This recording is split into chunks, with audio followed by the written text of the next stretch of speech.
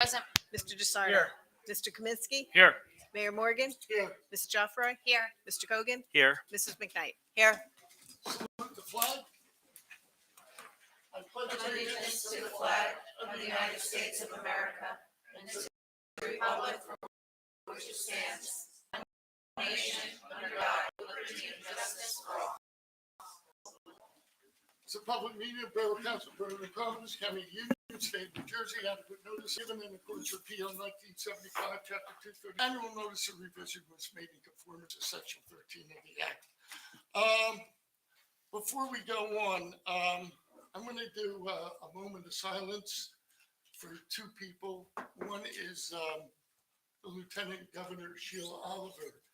A lot of people know I'm a Sergeant at Arms for the General Assembly, and when I first started, she was Speaker of the House. And I have to tell you, just a wonderful woman, very classy, and always did what she thought was right for the people of New Jersey.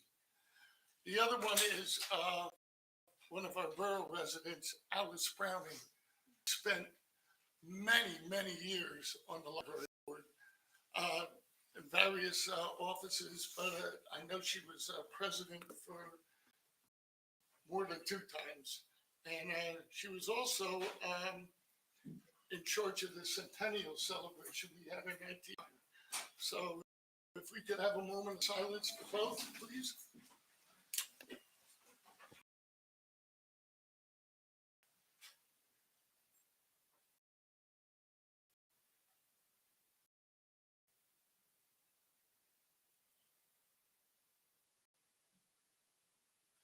Thank you.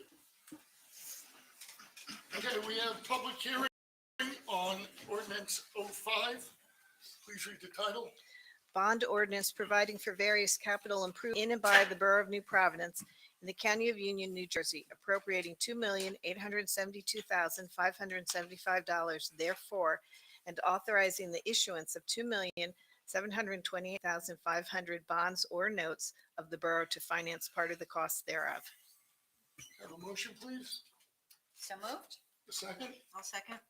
Okay, at this time, we have a public hearing. Anybody wishing to address council on this ordinance? Ordinance only, please raise your hand. Seeing no one, I declare the public hearing closed. Roll call, please.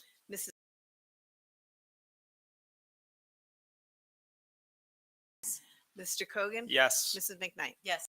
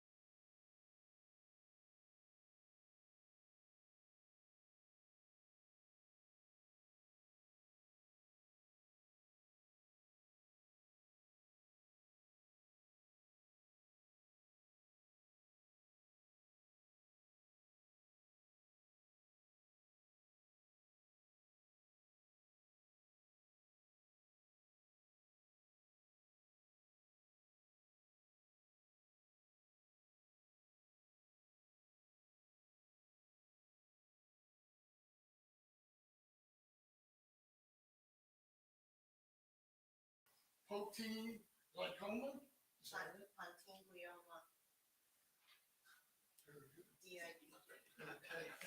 Whereas experts also believe finding a cure for DIPJ could lead to significant advances in other cancer research will be made. Whereas too many children are affected by this deadly disease, and more must be done to raise awareness and find a cure. Now therefore I, Alan Morgan, Mayor of the Borough of New Providence, County of Union, State of New Jersey, do hereby proclaim September as Pediatric Cancer Awareness Month in New Providence, New Jersey, and encourage all residents to observe Pediatric Cancer Awareness Month and support this cause that so deeply impacts families in every community across the country. Thank you. I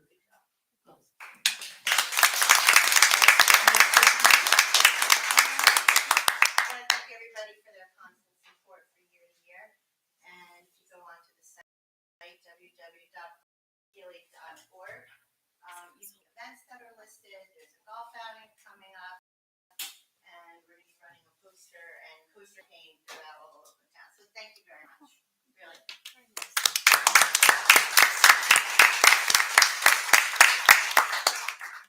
Thanks, Book. Did I sign it?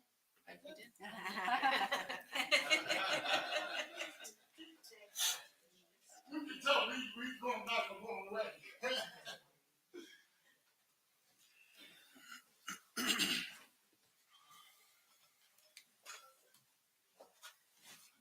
Okay. I need approval of minutes for June 13th, conference meeting. So moved. Second, Second. all in favor? Aye. No, so be it. June 13th, regular meeting. So moved. Second. All in favor? Aye. Yes. No, so be it. June 27th, So moved. second. Second. All in favor? Aye. No, so be it. July 18th, motion please. So moved. Second. All in favor? Aye. No, so be it. Okay, we have New Providence Fire Department. We have a resignation from John P. Sagendorf, and we thank him for his service. New Jersey Transit, request for federal financial assistance. Helena Beswick, request for ordinance to regulate planting of bamboo. You know, I know Keith is looking into it, and so is Paul Rizzo. You know, anybody that plants bamboo, it's very, very invasive. And if you have a neighbor that plants it, you're going to be getting it sooner or later. So we're going to look at create an ordinance for that. Fagre, Drinker and Biddle and Reef, Board of Adjustment hearing for 575. Matt, any comments? Seeing none, let's go to council business, community activities. Pete. The first one is an Eagle Scout Community Garden Project. We like when our Eagle Scouts do these projects in our community. Sam Condry would like to add one additional planting bed at the community garden to be used to grow produce for the Link Food Pantry and other distributions as his Eagle Scout project. Both Allison Smith and Ralph Parlapiano have looked at the area and are in agreement that an additional plot could be put in the existing confines of the garden. The second resolution is the next resolution is 2023-219 is a salary resolution. This is a salary resolution appointing instructors for youth, adult, and senior programs, as well as basketball officials. That's it. Okay, engineering, Alex.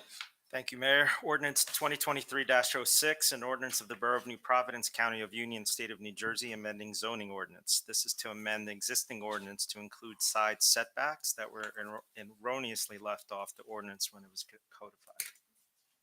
Okay, finance, Lisa. Thank you, Mayor. First up, we have the sale of our bond anticipation notes, which is Series 2023. As we know, the borough engaged in the sale of bond anticipation notes in the amount of $9 million. 4 bids were received for these notes, and after conferring with our bond counsel as well as NW Financial Group, the sale was awarded to Oppenheimer. The net interest cost is going to be 3.552%. The net interest payable on July 26th, 2024 will be $319,680. This note closing did already back on July 26th of 2020. 7, this is an ordinance appropriating the sum of $107,000 from the Capital Improvement Fund located in the Capital Fund of the Borough of New Providence for the purchase and installation of mobile device terminals and all required accessories for the New Providence Fire Department. This is the introduction of an ordinance approving capital spending for the fire department computers, and this is associated with the move to the Union County Dispatch. The current computers don't have the capable storage to accommodate the new CAD software that's needed. Resolution 2023-20 is a resolution providing for the insertion of any special item of revenue in the 2023 budget pursuant of NJS 40A 4-87, Chapter 159, PL 1948, which is the National Opioid Settlement 2023. This is an insertion of $2,515.45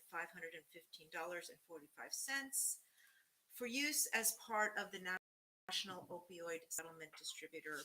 And this is payment number 3. Resolution 2023-221 is the resolution providing for the insertion of any special item of revenue in the 2023 budget pursuant of NJS 40A 4-87, Chapter 159, PL 1948, Spotted Lanternfly Reimbursement Program. This allows us to insert about $15,000 to be used to reimburse for expenses accrued for the remediation of spotted lanternflies. Resolution 2023-222 is a resolution providing for the insertion of any special item of revenue in the 2023 budget pursuant of NJS 40A 4-87, Chapter 159, PL 1940, Community Development Block Grants. This is going to allow for the insertion of $14,750 for the Senior Citizen High Risk Healthcare Program. Resolution 2023-223 is a resolution authorizing the payment of accounts.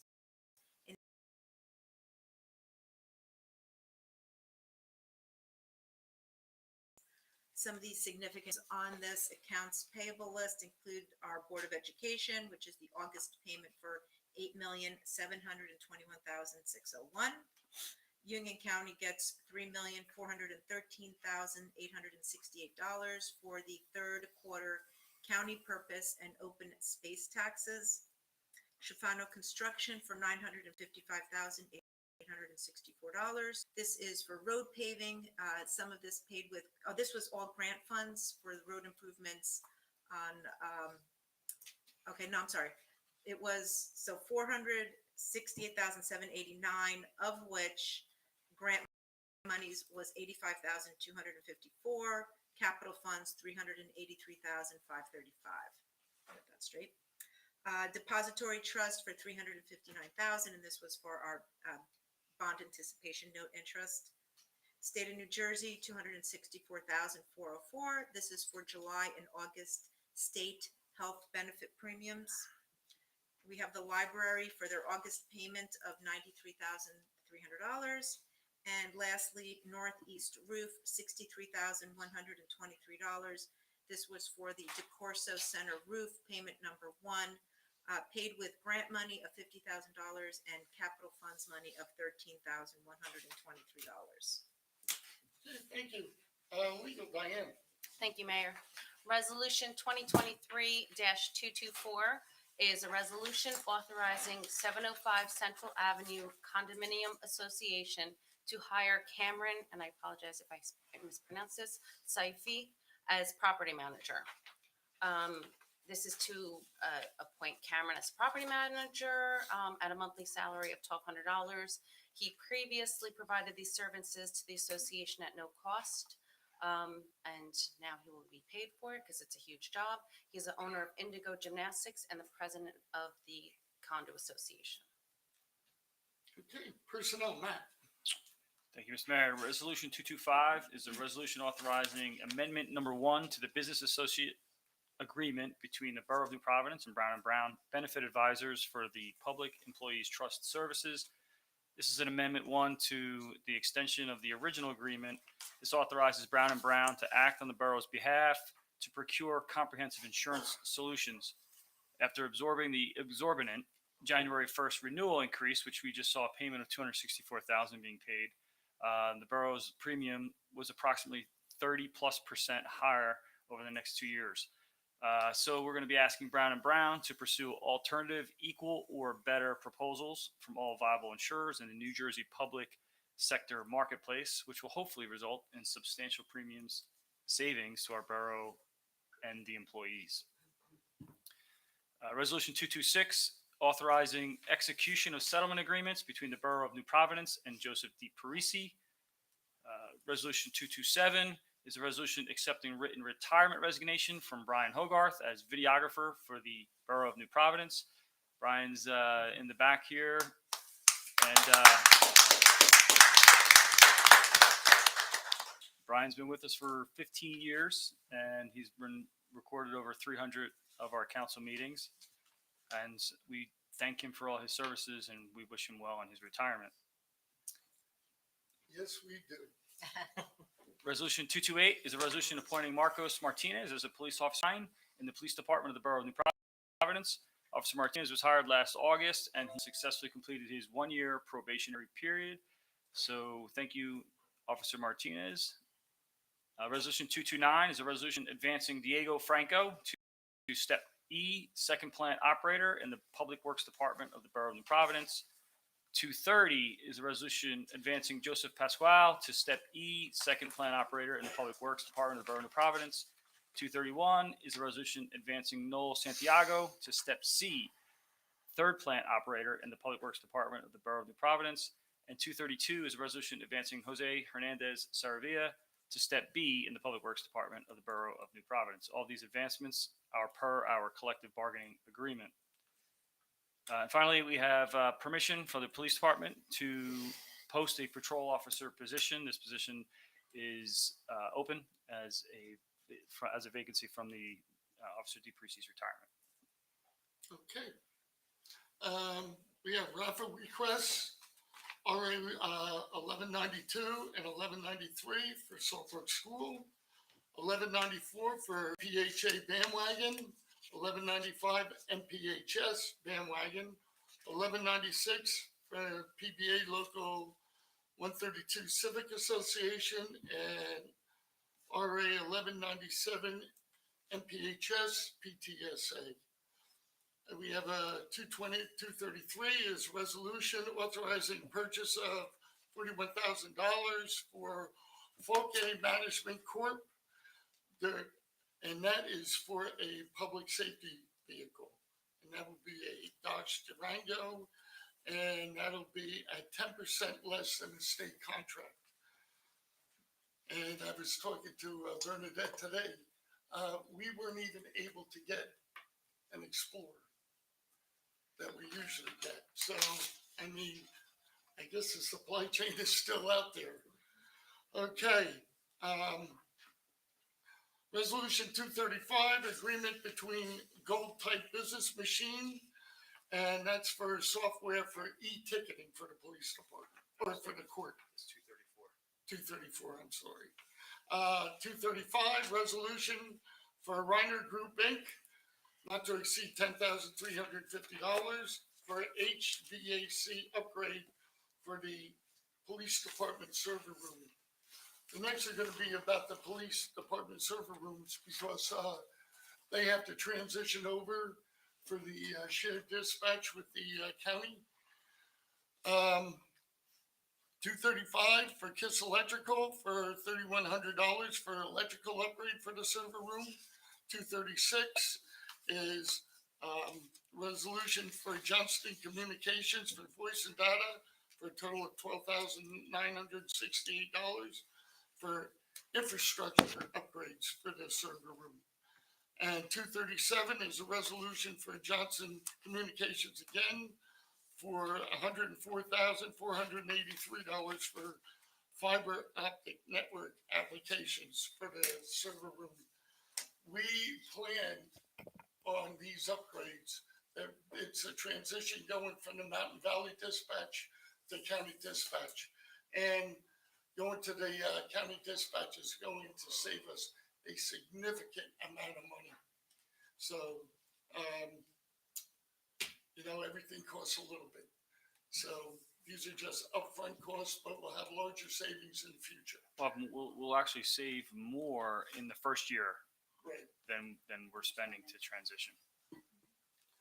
Okay, Public Works, Alex. Thank you, Mayor. Resolution 2023-238, resolution approving partial payment number 1 for Northeast Roof Maintenance, Inc. in the amount of $63,122.75 for the DeCorso Senior Center re-roofing project. The roofing project is about $50,000. $50,000 of the cost of the project was paid using community development block grant money obtained through the county.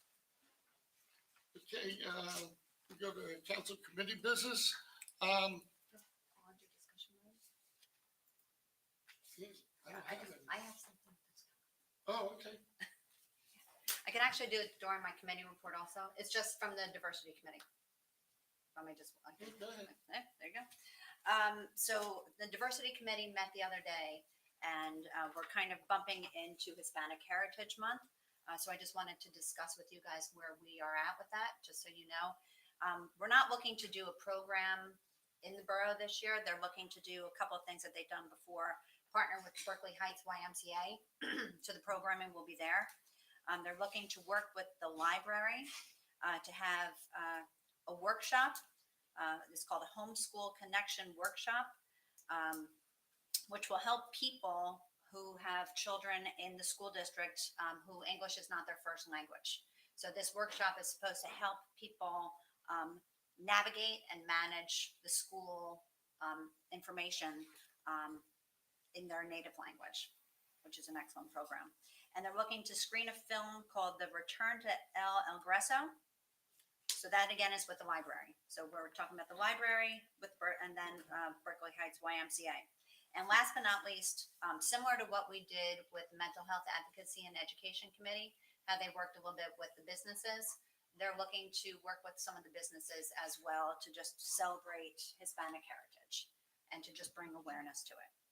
So I just want to bring that up to you guys since our next meeting is going to be literally at the beginning of Hispanic Heritage Month. I don't really even think we need to do anything since we're not actively doing anything. It's just the library, the YMCA, and then they're going to be working with the businesses. So we'll look at it. We'll see if we have to put something together. But since we're coming up close to it, I just wanted to highlight that to you guys and bring it up and see if you had any concerns or thoughts. Any questions? Nope. Okay, Okay, so we will proceed on that course. okay, we'll Thank go you. to council committee business. First, I wanted to report on the fire that happened on Elkwood Avenue the other night. I couldn't be more proud of our first responders. Police got there first. The fire department came, called in a lot of different fire companies. Summit, Berkeley Heights, Mountainside was there, Plainfield was there, Springfield was there that I saw. Union County was there. It was just incredible. Everybody worked together. It truly is a well-oiled machine. And the rescue squads were there helping the firemen. It was pretty hot that night and it went through a lot of water. But you were there, weren't you, Alex? I was not. You were? Okay. Okay, the other thing, the police department is having the youth academy this week. And the graduation is going to be Friday at 2:00, and I look forward to participating in the graduation. I'll tell you, those kids when they graduate, yes sir, yes sir, yes sir. You said you do that at home, right? But it's really a great program. The other thing, Bernadette, myself, Keith Lynch, and Ralph. We met with Congressman Kane about the flooding and erosion issues along the Salt Brook and Passaic. last November, we met, wasn't it November? We met with the other mayors from Long Hill, Berkeley Heights, and Summit. And we went along the Passaic, the Saltbrook, all that with the Army Corps of Engineers. And they've been in contact with us. I don't know how far we're going to get with this, but you know, it's a four-town initiative.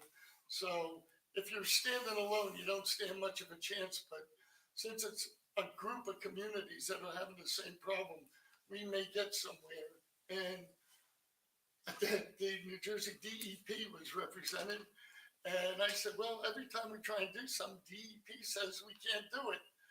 And the Army engineer said, you don't have to worry about that. We're the only entity in the United States that we don't have to report to the DEP. I said, really? So I'm very hopeful, and Congressman Kane is going to do everything he can to get these projects moving for us. So that's been a thorn in our side for a lot of years. So at that's all I have. Diane. I have a lot today, Mayor. Also, another shout out to our first responders. Both EMS and fire are looking for volunteers since they're 100% volunteers. Sorry, shameless plug. Communications. As we had mentioned multiple times, we have our new website, and our borough employees are constantly looking at and trying to enhance the site. It was brought up at a meeting, something that the communications committee had also talked about, having website users not have to create an account to use the contact us button. And Cindy came through and figured out a way. So now we have a new feature on our website for users to contact us without having to create an account. However, please try to create an account, because then you can customize all of your messages that come right to you. Legal and regulatory, the volunteer advisory committee to review our franchise agreement with Comcast. Just a huge shout out to all the members on that, all of our volunteers. They've been fantastic to work with, and we really have what we think is, you know, a lot of information to work with. We are going to have a public survey that will be out by the end of the week. So any users, residents, or business owners in New Providence who are users of Comcast can fill out the survey so we can get your input. And this is the Historical Society. If you've driven down Springfield Avenue past the Saltbox Museum, hopefully you've noticed the two-sided marker. We're very excited to have that installation having taken place. And just remember that the Mason Room, the Saltbox Museum, and there's are open, and there's a book event and a fall talk in the fall. You might have also noticed the Downtown Improvement District, Earthstat Biddle, and the Borough of work together. And Earthstat Biddle, the owner of the Acme Shopping Center, remediated the area that was usually muddy. Now there's pavers and bike rack. And then the Sustainability Committee at our last meeting, this is something that I wanted to get everybody's buy-in. We talked about reduce, reuse, and recycle, which, I mean, recycle is the third thing. We're supposed to try to, a little PSA, reduce, reuse, and then recycle. And we all know that there are plenty of things that are not recyclable. So there's this company that we would like to have members of the Sustainability Committee pilot, and anybody can help us. So things like contacts, like the contacts that you wear in your eyes, you can actually recycle them instead of putting them into the garbage. The contact packs, toothpaste tubes, and such. So, I mean, that would just be a lot of other things taken out of our garbage. And then hopefully we, as owners of houses and hopefully parents, will teach younger kids to recycle those kind of things. So that's what I. Okay. Pete. Yeah, Mayor, from a community activity standpoint, a couple of just announcements. There are still 2 more weeks of summer camp left at New Providence Recreation. If you're looking for something fun for your kids to do, take a look at the offerings on our website or call the office for information. For full registration for youth and adult classes begins on August 22nd at 9 a.m. So that's an important time. Class brochures can be found on the website. Looking through it right now, if you go to our new website, newprov.org, or US. At the bottom, there's a box you can click for community activities, and it would take you right to the 2023 brochures for fitness programs, sports programs, and all kinds of things. So take a look at that. Finally, from a community activity standpoint, we did a lot of talking at the last meeting, and I know there's been a lot of interest. We all know that there's been a lot of interest in town regarding pickleball. At the last meeting, you'll recall I had requested that our Director of Community Activities, Allison Smith, be at this meeting. Unfortunately, she could not make it. However, Bernadette Kakawa, our Borough Administrator, is available to answer any questions that you have during the public comment segment. But let me read to you for a minute the report that Allison did provide me and she wanted me to share with you. There is a plan in place, as we mentioned, to build standalone pickleball courts in the spring of 2024. So that's great news when we renovate the municipal walking path. In addition, our Community Activities Recreation Department has been looking into other ways to bring the sport to New Providence quickly. They are currently engaging with vendors to receive pricing for renovating one of the existing tennis courts. I think that's court 8, if I'm not mistaken, and turning it into 2 permanent pickleball courts. Their goal is to accomplish this by the fall of 2023, dependent on vendor availability and the weather. The remaining 7 courts will be unchanged. So if you're playing tennis, it's still unchanged and will continue to be used for tennis only. If you are, in addition, this is a great announcement too. If you are interested in trying out pickleball this fall, the Recreation Department is offering 7 indoor sessions times to choose from. Those classes will be held in the municipal gym. So just keep that in mind as well.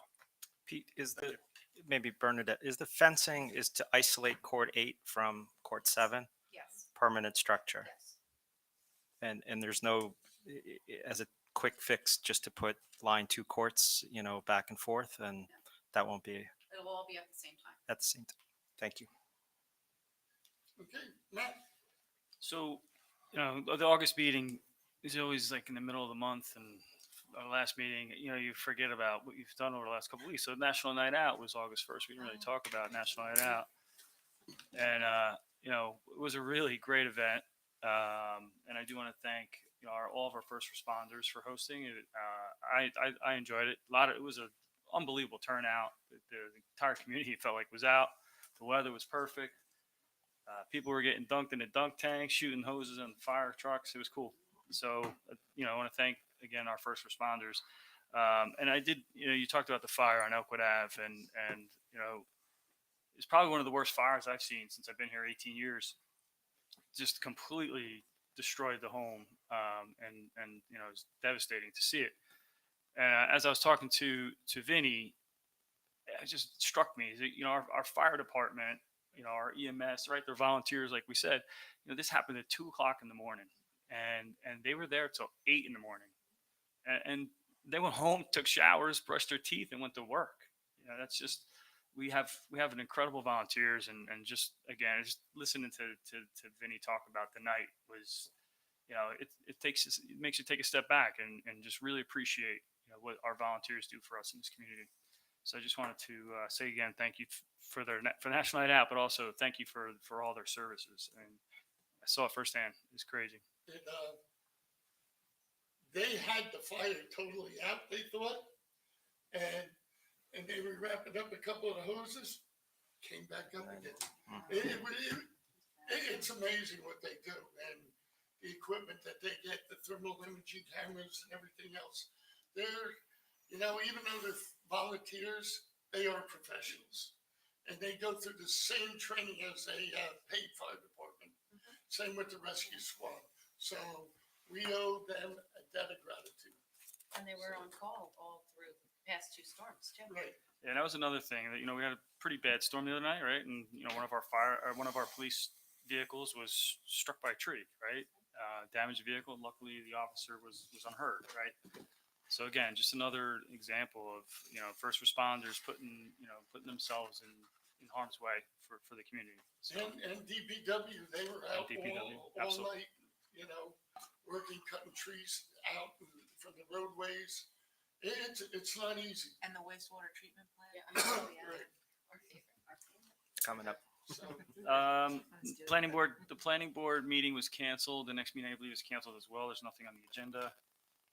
And the last thing I just wanted to talk about was the cricket pitch. This is probably the last announcement that you've been hearing us talk about cricket pitches for the last couple of years, but they held their inauguration practice, and we all went to the event, and it was a lot of fun. I got the hit, right? Pete got the hit. Alex whiffed on a few, but nah. Fake news. the bat wasn't big enough. My son actually, who's a baseball player, hit a couple of really good balls, and they were trying to recruit him. But the cricket pitch is open and operational, and they had a great showing. Just a great group of people, very respectful. Really, really, really proud that we were able to get that done. And so I wanted to thank all you guys, Mayor, administration as well, for working with a community group to accomplish something for the better of the community. Also, Matt, seems like a very successful camp as well. And I was going to mention that they right now are hosting the summer camp. The recreation's hosting a summer camp there. There's over 25 kids that signed up and are playing cricket. So pretty cool. Really, great stuff. And that was it for me. I still don't understand the game. And there's going to be a women's tournament Yeah. to join the women's team. Okay, Nadine, Okay, I already talked about the diversity committee, so other than that, operations normal. okay. Alex. Sure, just to correct the record, the ball I hit is still flying. But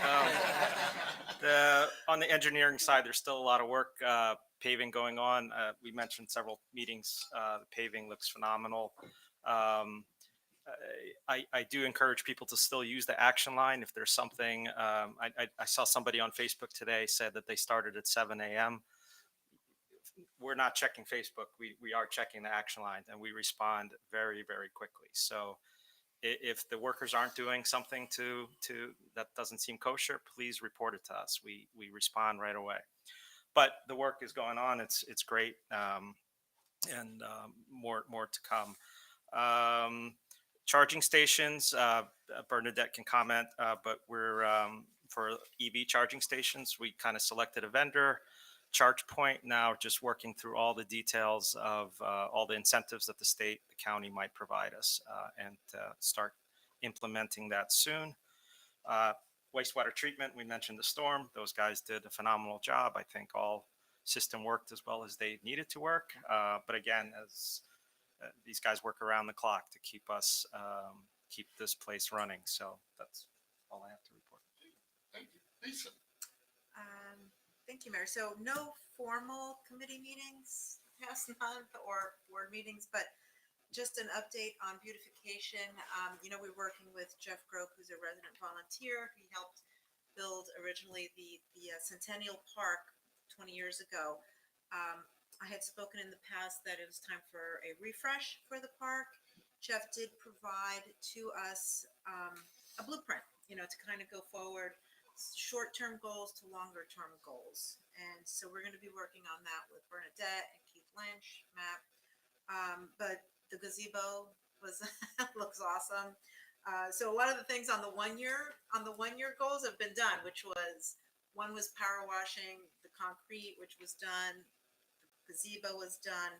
The other is trimming all the trees. So we did meet with an arborist who said the best time to do that would be early spring. So that's when we're going to look to do that. Those trees have grown considerably. So we're looking to lift them and shape them and just provide some more light into the park.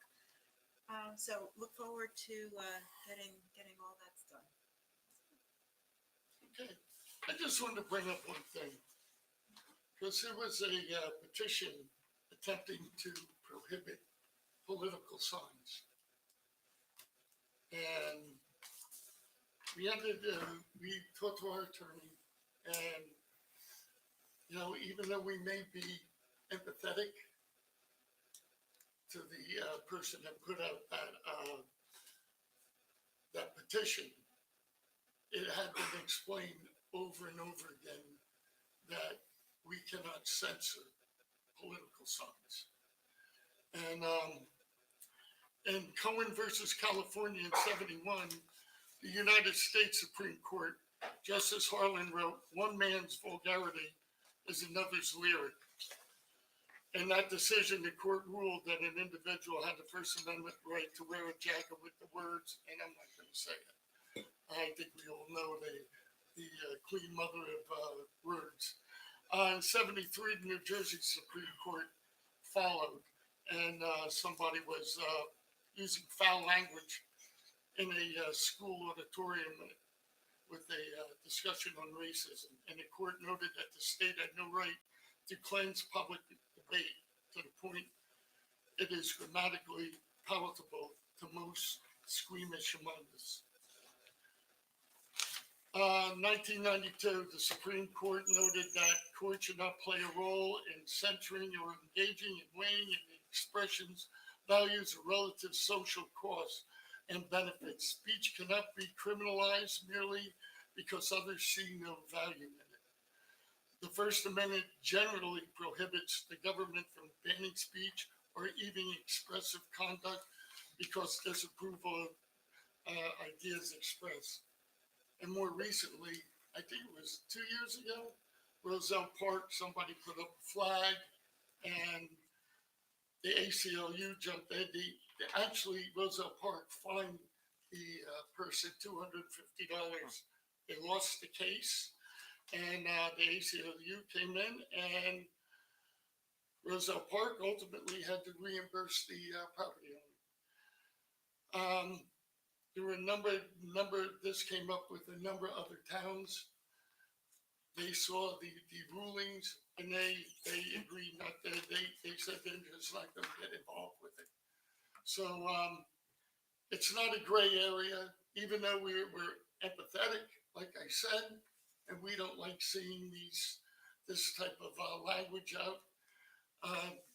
Legally, there's absolutely nothing that myself or the council or our borough attorney can do. So I just want to make that clear to the public because I know this petition is going around. And, you know, we explained it a couple times to the person that put out the petition, but they just didn't accept it. So I thought it'd be right just to bring this up and list some of the court cases that went all the way up to the Supreme Court. So I'll leave that as it may, and we'll leave it to the Borough Administrator's report. Operations normal. Perfect. Okay, at this time we have public comments. Anybody wishing to address council, please raise your hand, give your name and address. Yes, Mike. Hi, my name is Mike Balmer at 16 Brookside Drive, and surprise, I'm going to talk about pickleball again. So I think, you know, a lot of these people are pickleball players. I know there's some tennis players in here as well. But I think the big concern right now is it makes one of those tennis courts a permanent pickleball court. It doesn't give you any flexibility to change it. You know, if there's no pickleball players, to change it and allow tennis players to play. I think a much better solution, like I said initially, is to paint lines on, make dual purpose courts, paint lines for the tennis lines are there, paint lines also for pickleball. And as a result then, if there's pickleball players there, they play. If there's tennis players there, they play. It's not, once you make it a permanent court, it's, that decision is done. I think what you're going to find, and my group that plays regularly over at Tatlock, we play Thursday mornings. And you might ask, why do we play Thursday mornings? Well, it's because there's a tennis group that's there Monday, Wednesday, Friday. And we can get bumped by anybody, any Summit resident who might reserve their court. So we're just scrambling to find a small niche. At the same time we're over there, I know there's been another New Providence group who's been over in Berkeley Heights playing. So our group has 12 people. So that's, if you're playing doubles pickleball, that's 4 per court. We've got 3 courts going at the same time. If you're talking about 4 over there in Berkeley Heights, that could potentially at least be 2 tennis courts. Mike, I continue to be intrigued by what I think you're saying. You're saying that if we were to break a tennis court up into 2 pickleball courts, you wouldn't be playing sideline to sideline. You're playing from the net to the baseline on both sides of the court. Yeah, it would be a Okay, little so further back balls than would the then baseline. be going into the net or up against the existing fencing. Yes. Bernadette, what would be the complication doing that? Or what's the hesitancy in doing that? Well, you can always hit in the court next to you. In tennis, you could do that as well. Sure, So That's why we're putting a fence between the two, so that they're separated. There'll also be eventually a windscreen to keep the noise level segregated to the pickleball side. it's problematic, the noise to the tennis players. Is that what you're saying? Yeah, I mean, I kind of, I hear what you're saying because I too struggle. Yes, the noise is prohibitive, yes. Yeah, I think, and this is a discussion period, so it's good to do as much brainstorming as we can. But I think what I'm hearing from you is you're looking for more of, although I think our community activities board has worked evidently very hard in coming up with a solution, both a short-term fall, longer-term spring. You want it, sounds like you want it sooner than that. Is there any can you speak a little bit about the complexities of why we can't do it, whether it's not as simple as putting some chalk down and saying, guys, you could use court 8, go ahead. I mean, I'm assuming there's a lot of people in the room here who want to play the sport. Pete, we've talked about this ad nauseum almost, I have to say. I mean, where we've come from, we're not putting double lines on courts to we've accommodated taking one court out of the mix altogether to make it exclusive for pickleball. Allison has said that it wouldn't affect the tennis people's reservations at this point, so that it would be exclusive for your use. It's definitely going to have a reservation system, just like any other municipality does. So it would be exclusive mostly for New Providence residents, making reservations. So I'm not sure why it's not a good solution at this point. Well, I think what you've had, and we heard this from Allison, pickleball's been a program over here in the rec department for 8 years. You've got all these pickleball players, and I bet if you started polling them, you'll find out the answer here. They can't play in town, so they're playing anywhere they can. Now, if you open one tennis court here, you've got 8 years of potentially people who want to play pickleball. Now, certainly some people have moved away. Some people lost interest. I think you have to work with us too. I'm sorry? You have to work with us too. We just can't pull money out and build pickleball courts. There has to be a plan. Now, the plan is for the spring of 2024. We've already, it's not like we haven't put $50,000 away for just to design these things. We want to put in, I think, 4 courts, right? Permanent courts with lighting. So, I mean, these things take time. We have to go through engineering studies. We have to go through a lot of different things. Sure. So it's not like we're not trying to work with you. We're just trying to get a short, you asked us to, give you a tennis court one time. Just take one in, make 2 courts out of it. So we're doing that. And now you're asking for more. Well, you're saying, you just said, Al, 4 permanent courts? Is that what you're intending to build is 4? It'll be the 2 that we're taking on court 8, and then Okay. we're putting 2 more in. 2 more, Yeah. okay, not 4 more. Yeah. Okay. So that's quite different. pickleball courts. Yeah. My solution, I think, is really simple. And I'm hard pressed as to why people don't see it. If you have tennis lines on a court and you paint pickleball lines as well,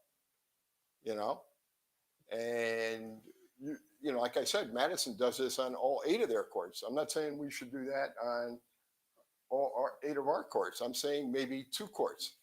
You do that, and then number 1, it's easy to do. Number 2, it gives you flexibility. Number 3, it's cheap. really cheap. You're not putting permanent courts up. What you're doing is you're allowing the town to do something relatively quickly to meet the needs of, Mike, and you're not taking it away from the tennis players either. Mike, I think what you're seeing as a successful program in Berkeley Heights is not as successful as you think it is. In speaking to the people who actually manage the courts, it's not so successful because there is a lot of controversy between the two groups. Okay. So we are trying to come up with a solution that we can live with, moving forward, not just to make sure that you are on the court before September, 30th. I understand. You know what I that. mean? So, we are trying to work with you. We Right. heard you. We're working. This was not a planned activity for us this year. It was planned for next year. We're trying to fast track it for you. So I'm not sure, you can't look to other communities to say, well, they're doing it there. It has to work here. And it has to work for our recreation department, and it that. has to work for our residents. I get that what you're saying about maybe there's problems in Berkeley Heights, but I would certainly take a close look at Madison if you have or haven't. Take a good look at Westfield. These are all communities. All they've done to address this pickleball situation is put another set of lines on the court. They haven't built permanent courts. They haven't spent thousands of dollars doing it. It's been quick, easy. I just hope that all, if any, maybe I'm arguing against myself in some way. I mean, I would love to have a permanent pickleball court. Sure, why not? But, I think, is that the best solution for this town? I think, you're going to hear tennis players here probably are going to scream bloody murder about taking away one of their tennis courts. And I get that. Yeah. But if there were dual purpose, if you just put another set of lines down, you wouldn't be doing that. The rec department themselves, I don't know if people have gone on their website this year. They're saying that for the fall session, for pickleball, you can only sign up for one session. And why is that? Because of the popularity of pickleball. They know it. They know there's a demand. Yeah, But there's no Mike, when you place said, to play in town. real quick, when you said arguing, no one's arguing. As far as I think this council is mayor, I think we all hear loud and clear and want to deliver this as quickly as possible. I mean, I get that. I sense your eagerness, and I have it too. I could say, at first blush, I'm of the, my thought was, I'll get some chalk and we'll get some tape and tape it up and let's go play. But that's why I specifically had asked for Allison, and that's why Bernadette's here to help us understand when you start peeling back a little bit some of the complexities that she's articulating. So I thought it was a lot simpler too. Evidently, we're being told it's not. I appreciate that. Yeah. Okay. Well, I thank you for your time. I just hope you consider all the options, I guess, is what Thank I you, would say. Mike. Thanks. Anyone else wishing to address council? Yes, ma'am. Everybody. Hello. I'm Patty Miller, 180 Central Ave. So I'm the president of the board of the New Providence Tennis Association. And so I just want to address the pickleball controversy. So we are comfortable with the solution that you propose. We're worried that the pickleballs might kind of go onto the tennis ball courts. But we also wanted to demystify what New Providence Tennis Association is in the town. I feel like there's some misunderstanding about what we are and who we serve and what we do. So we're a community tennis association. We were incorporated 2010.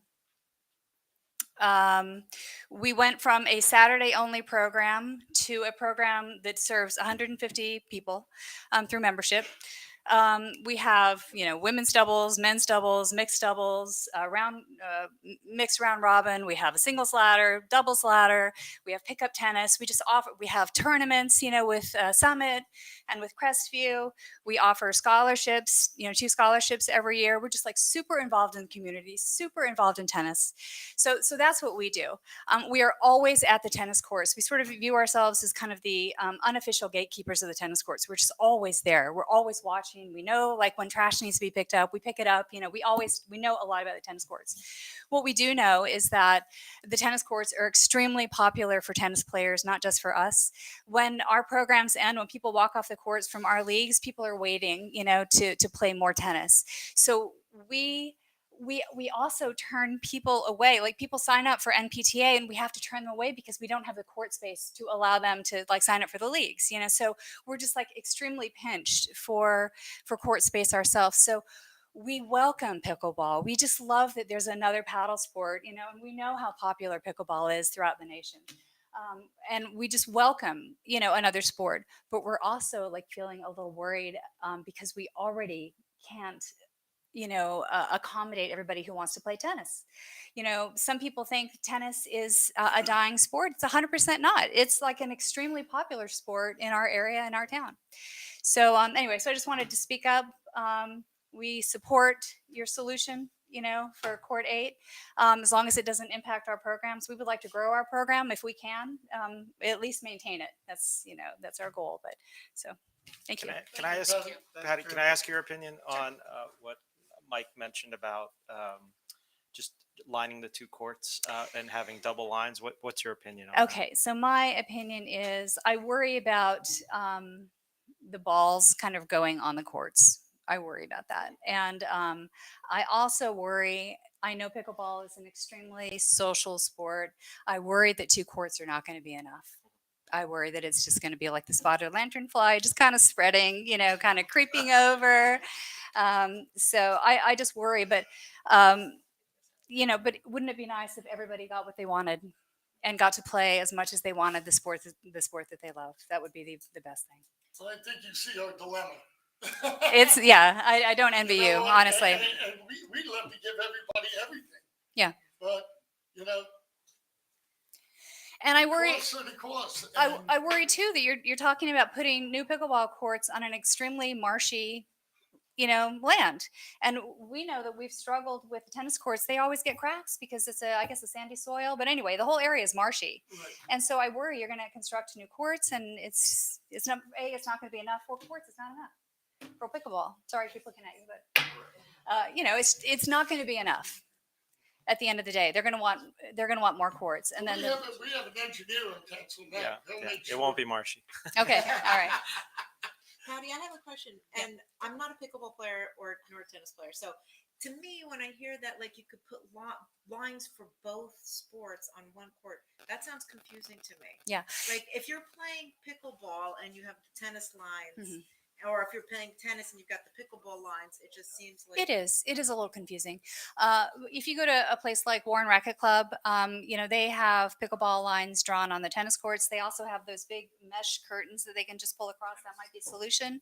You know, those big, like kind of see-through mesh curtains. It is a little confusing.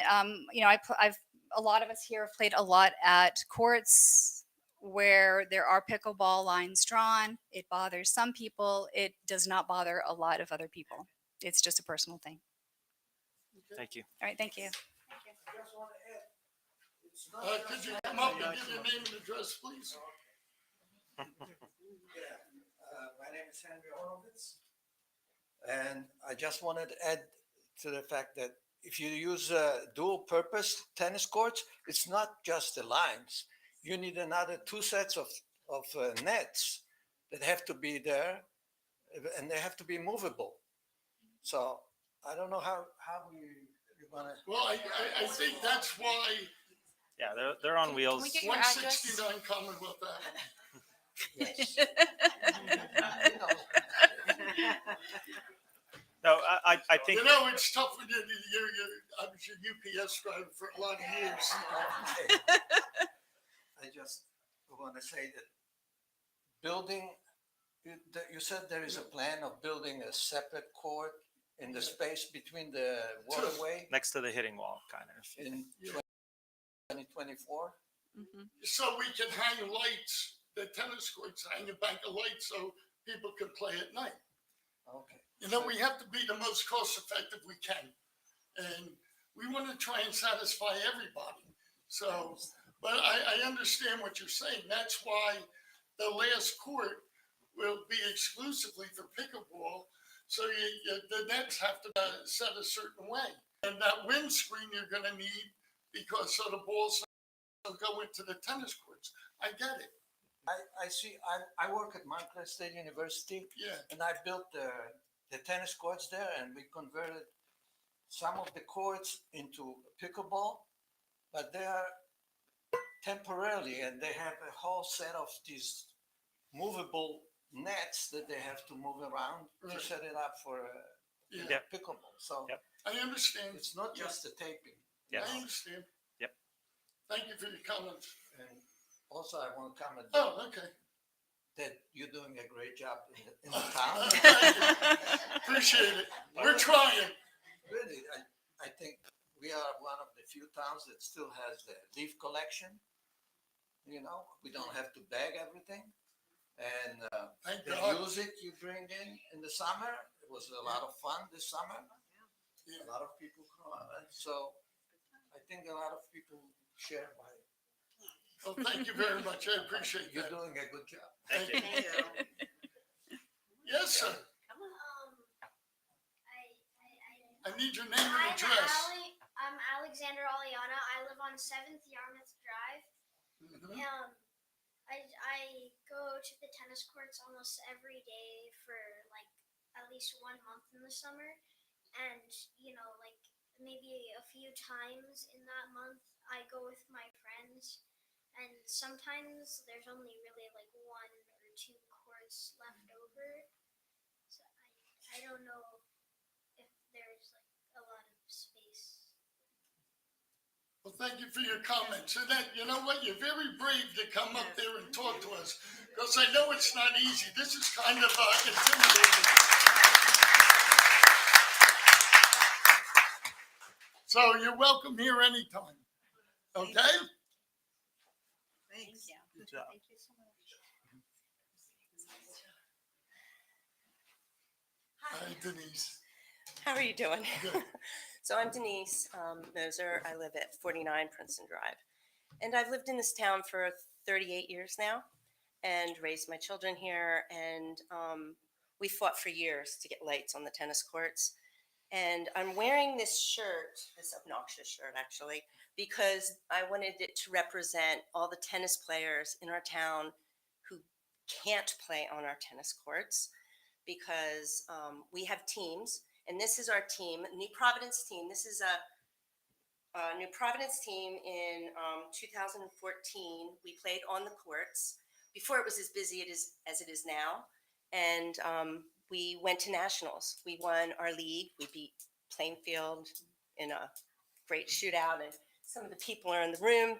We all still play.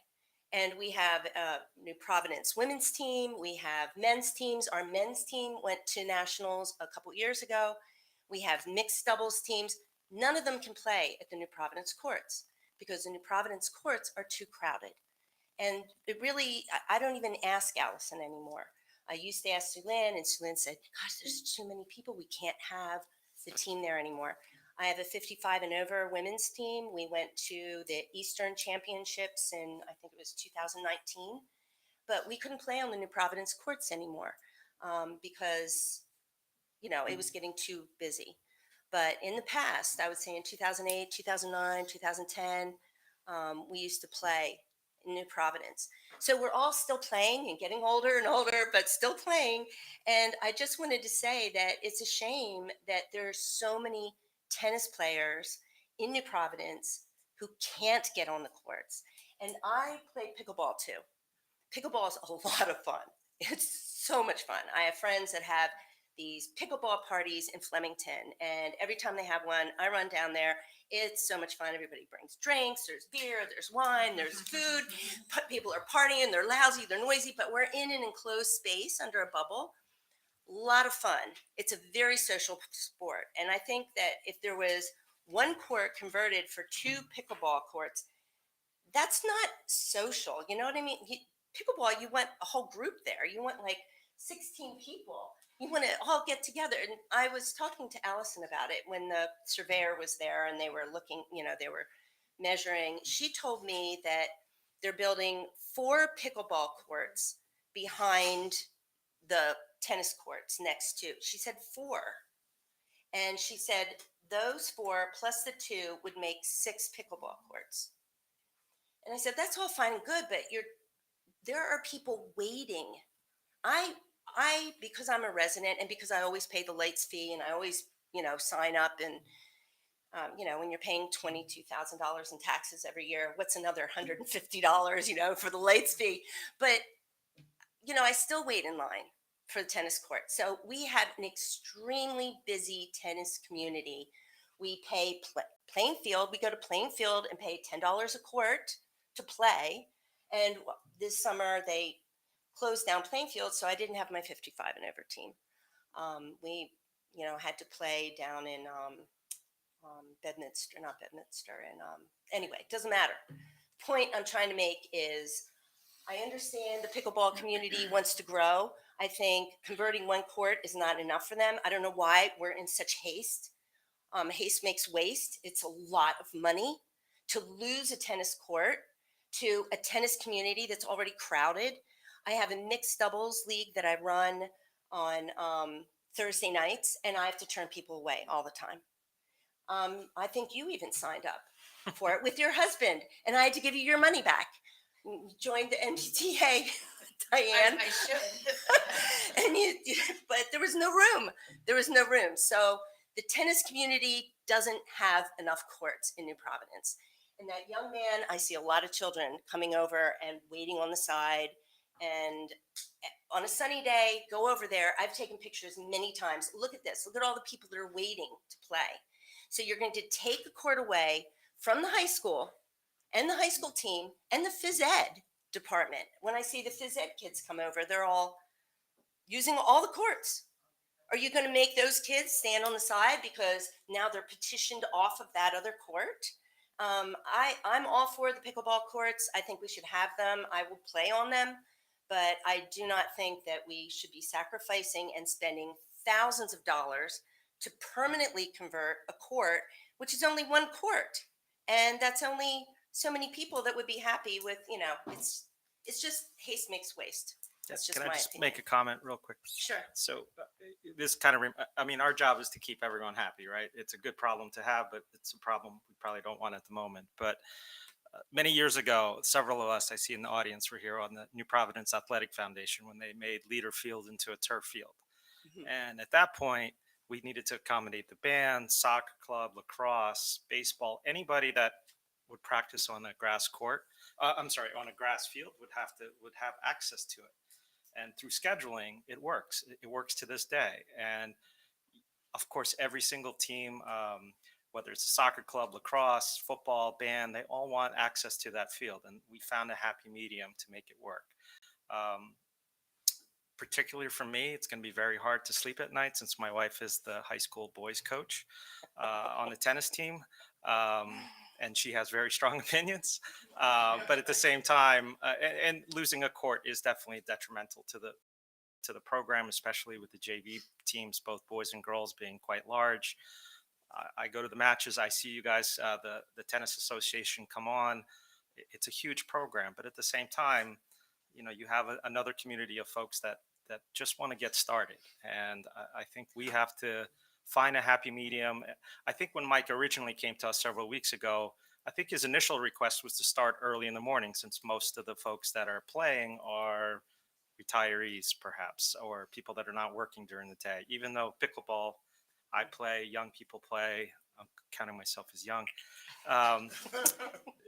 But I think we're just trying to find a nice way to get started. I agree that eventually when the four courts by the hitting wall there will probably be enough to get them going. So that's why, personally, my opinion would be to find a happy medium, keep that court 8 as a tennis court, have double lines on them, and see what happens. If it becomes a brawl. In fact, I almost wanted to have the tennis people sit on one side, pickleball people on the other, just to see where we are in the room.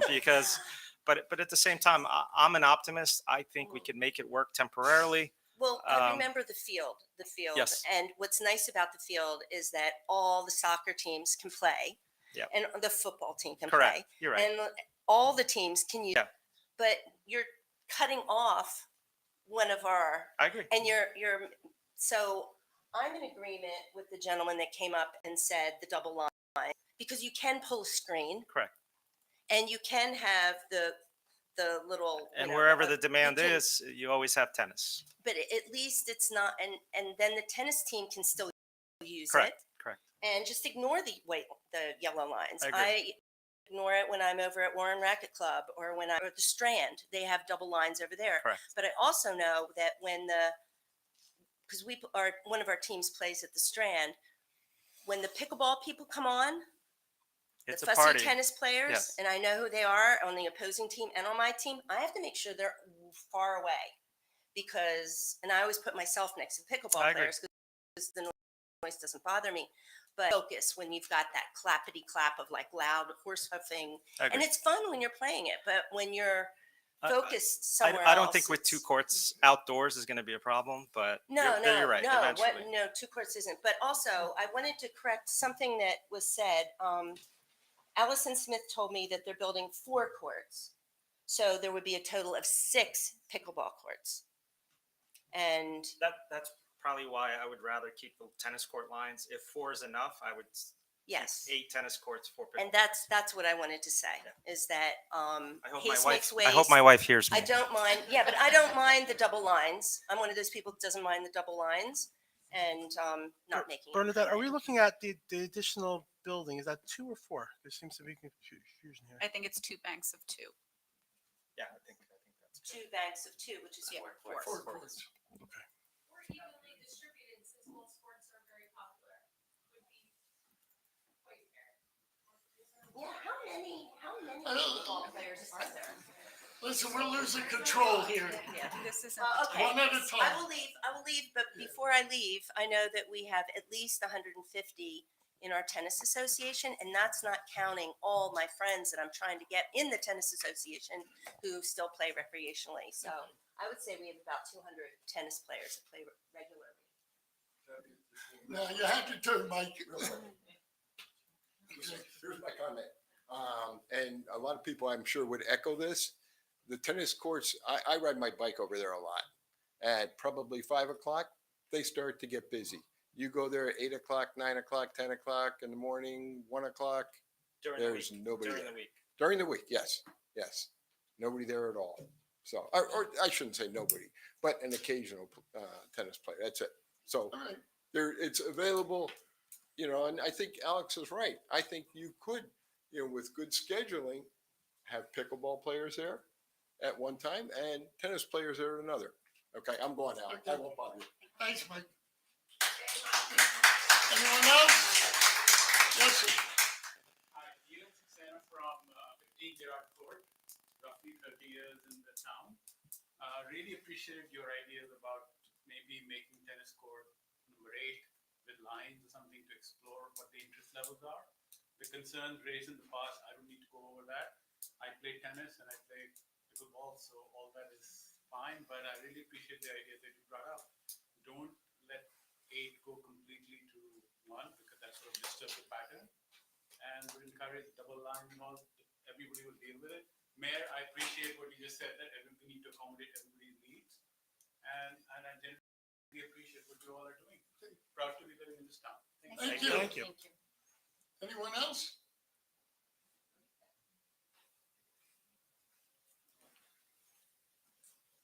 Hi, I'm Steve Moser.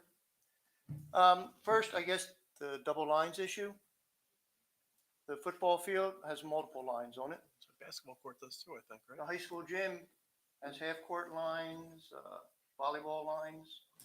I don't think that's an issue. You learn to see through it. It's not optimal, but you learn to see through it. I don't think a partition's necessary per se because pickleballs don't go very far. That's one of the things that I guess is not attractive to me about the sport is because when you smack the ball, it really doesn't go that far.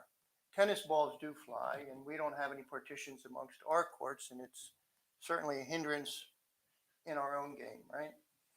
So I don't think that's an issue. So, yeah, temporary lines are good. I played pickleball, and when you're not playing pickleball, the noise is very irritating, So the thought of even having pickleball players near you is, it's not desirable. I understand, people like to play the sport. I like to play sports too. So I definitely think, other communities use the temporary nets. They pick them up, they slide them, I don't know, you store them on the side somewhere. And you try to accommodate each other. I think that buys time for maybe a longer term solution. Is there a study in the town as to how many people play pickleball in New Providence? Do we know what the numbers are? No. I think they know based on the recreation classes. So they have been doing recreation classes for the last 8 years, and I know they're always full. They gave a number last time. Well, how many classes are there? I think there were, There's a lot of duplicates in there's a those lot of classes duplicate though, players. so it's And how many people can attend a class? 12. That's 12 people. I mean, you see the numbers in tennis. I mean, it's a sport that's been around a long time. It's not going anywhere. It's only growing here. So certainly from a tennis player's perspective, taking away a court is not a net sum game. It's a loss. It's a loss of a court. We don't have the option of moving indoors to somebody's basketball court and put up a temporary net to play. We have these 8 courts and we have nothing more. There's nowhere else to go.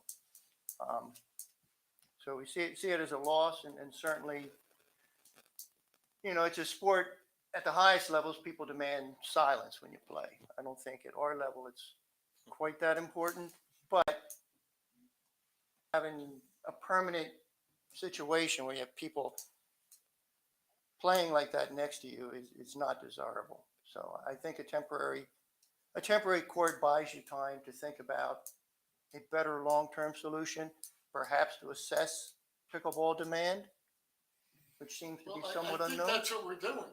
Yeah, That's But what we're doing. I So- agree with you. I agree with you. And, but, to build a permanent court right now, to spend the invest, that is not a temporary solution. That's a bit of a permanent solution. I'd love to get up here and ask you to build 2 more tennis courts on the end. That would, that would make the tennis people very happy. Sure. Okay, Okay, thanks, Steve. thank you. Thank you.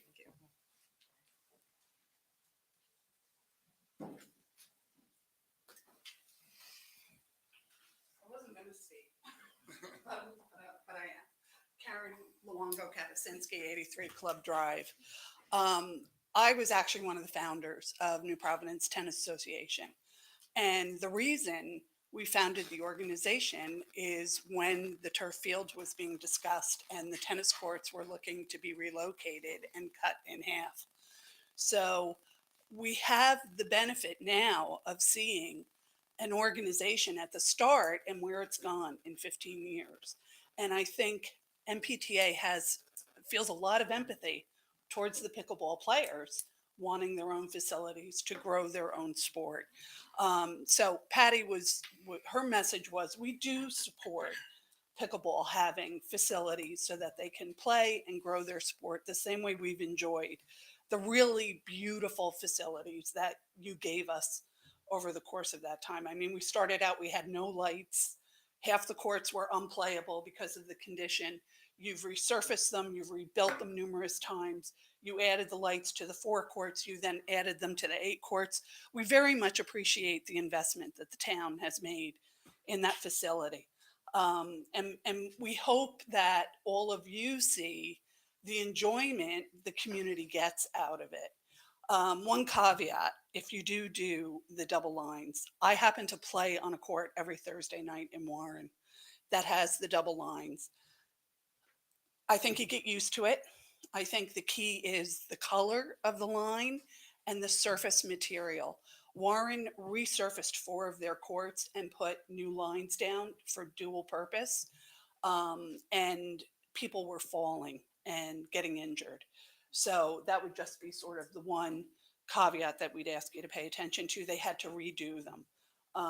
But we very much support pickleball players. I hope to be one of these days when I can no longer run around on the court myself, to have their own facility. And I think a flexible solution that serves both communities in the time being is probably a good one. Thank you. Thank you. Thanks, Phil.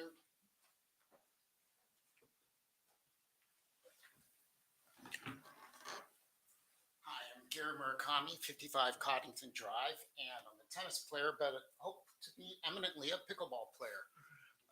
But that being said, we don't have kids of our own, my wife and Linnea and I, but we do support kids in the community and are concerned about the high school kids and the boys and girls tennis teams. We've been out there when all 8 courts have been loaded up and people have been waiting. And that's a credit to our high school and the coaches there that so many kids have joined in.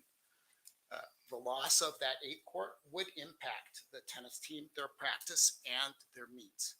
So I hope that's being brought in consideration and they are consulted to see how that would affect our kids and the programs in high school. I believe, Bernadette, were they consulted, the Board of Ed, or not? Allison reached out to Vinnie Carangelo, yes. And what was the feedback that was received? I mean, they're not thrilled, but if that's the direction the borough wants to be taking, then, they'll have to go along with it. Okay. Well, the kids have their practice. We have tried to go and find a free court, and for those tennis players or even. I think it's, I'm not speaking out of turn, but when the Board of Ed or boys and girls programs are using it, nobody's using the courts. I think that's kind of almost a requirement. And I agree with you. They need all 8 courts based on the success of the programs, especially the boys.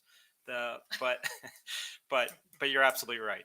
And that's why I think, just my only personal opinion, and I'm curious to see what others think, I think keeping that 8th court as a tennis court with multiple lines, it gives us some flexibility to see which way we need to shift. And that would be my hope as well, that it's not lost to the high school. Alex, I like that idea a lot as well. All right, thank you. Thank you. Thank you.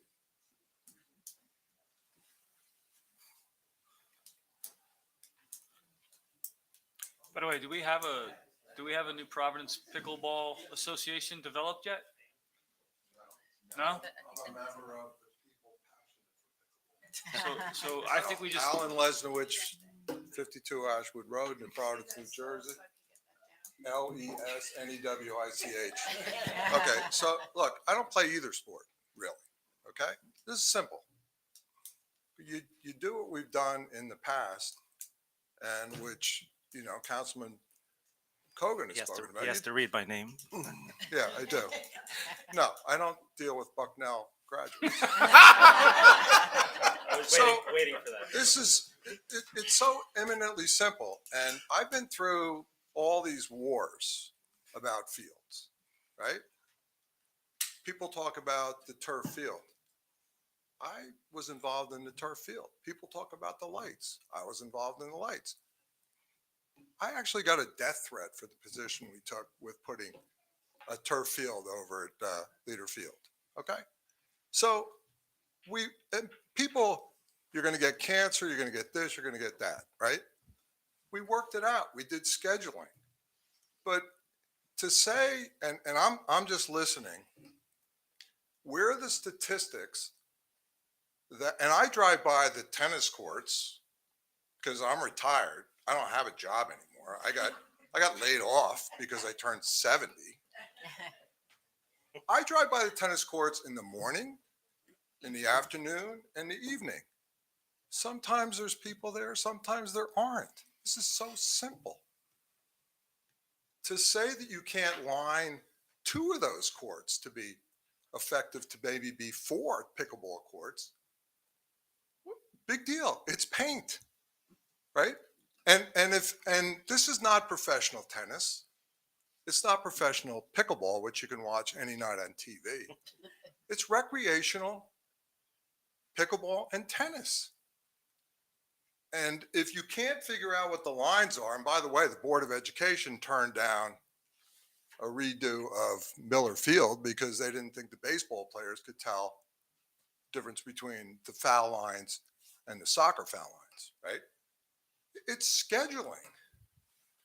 And if there's, and get some statistics. Who is playing when at the tennis courts? Do we pay, do people pay to play tennis in New Providence? Yeah. Do they go through and swipe a card, and does somebody say, this is how many people played this day, this day, this day, and these times? I don't know how they work that.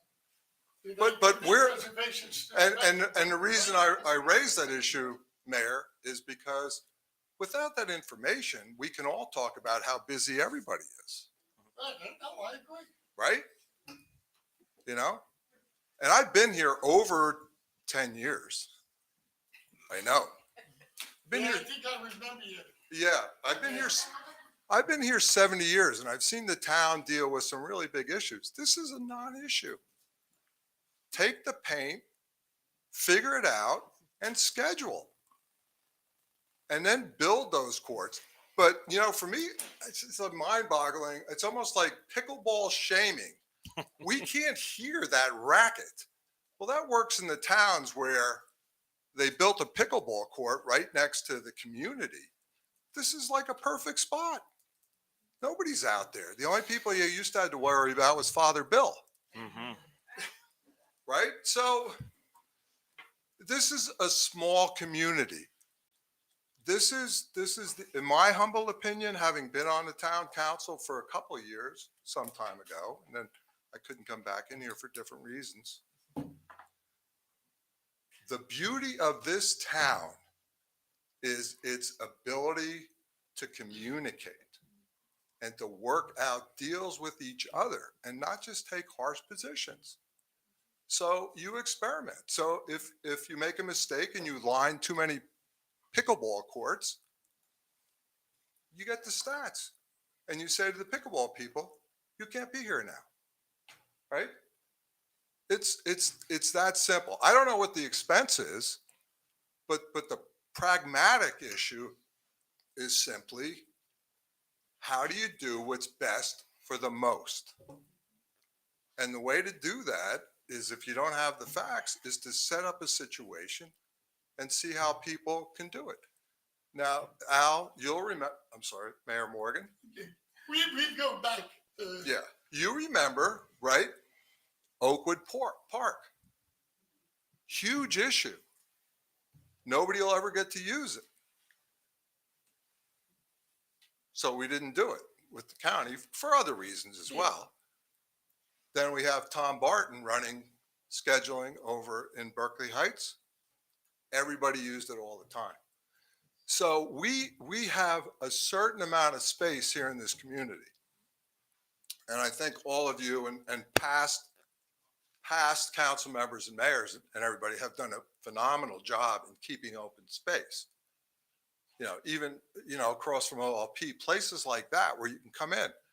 But we can work through this. There's a lot of room there. But in the meantime, 4 pickleball courts? Is that going to cause a problem? I don't think so. But again, I don't play either. I wear Skechers. I can't tie my shoes. Okay? But I appreciate what you're all doing, but I agree with Councilman Cogan. We're friends, by the way. Yeah, we were. It's really a scheduling issue, and everybody can sit down and just work through it. And if there's a priority on a particular time and a particular date for the tennis people, fine. Because remember, it was the tennis people who opposed the lights at Leader Field, right? They were playing tennis until 10 o'clock at night under the lights and saying there was a problem with having lights to benefit everybody at Leader Field. What happened?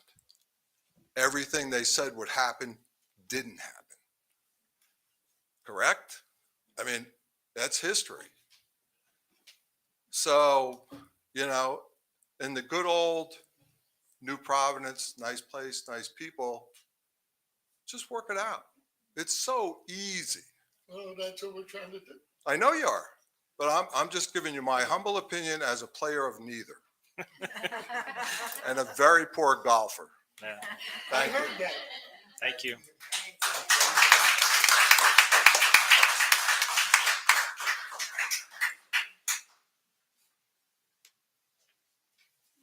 Hi, Jimmy. Okay. Yes. So my name is Gemma Liu, resident of 136 Southgate Road, a proud resident here for 20 years. So I've observed beautiful sports facilities growing from, I saw the Leader Field, how it was viewed, right? The sports complex and even the tennis fields, how beautiful they become. The lighting, right? Went through all those projects. They were not easy, but we got it done. And I'm really happy to see people enjoy our little town here. Beautiful. So opposite to the gentleman who came here, I'm a player of both, although I'm not good at one of it, but I do play both. So I love to see the tennis courts staying there just because I do know the number of people coming in, but their peak and their, if you ask how many, so you don't see pickleball players here. Why? Because there's no fields for them to play. So of course you don't see them here because they all go outside of our town to play. So I would love to see, fields here as well for the pickleball players. And I only played pickleball for 3 days now, so sorry. But again, I love both sports. I think there is a way to, again, do both. And I support all your engineering study, either be at the current, like next to the current tennis courts or anywhere else in town, if it's possible to build new pickleball courts. I also support, of course, the short term to have dual purpose fields. I can see it done in other towns. So I support all those decisions. So thank you very much. Thank you. Anyone else? There's someone I'm waiting. Someone beat you.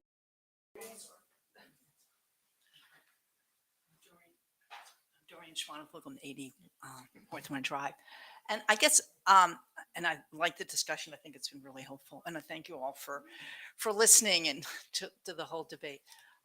My only comment really here is that with the pickleball and the tennis on the same area, I can see there'll be more pressure for usage of the courts, which I guess is a good thing, but it could create problems. And I haven't noticed this much this year, but in past years, there are a lot of pros who come.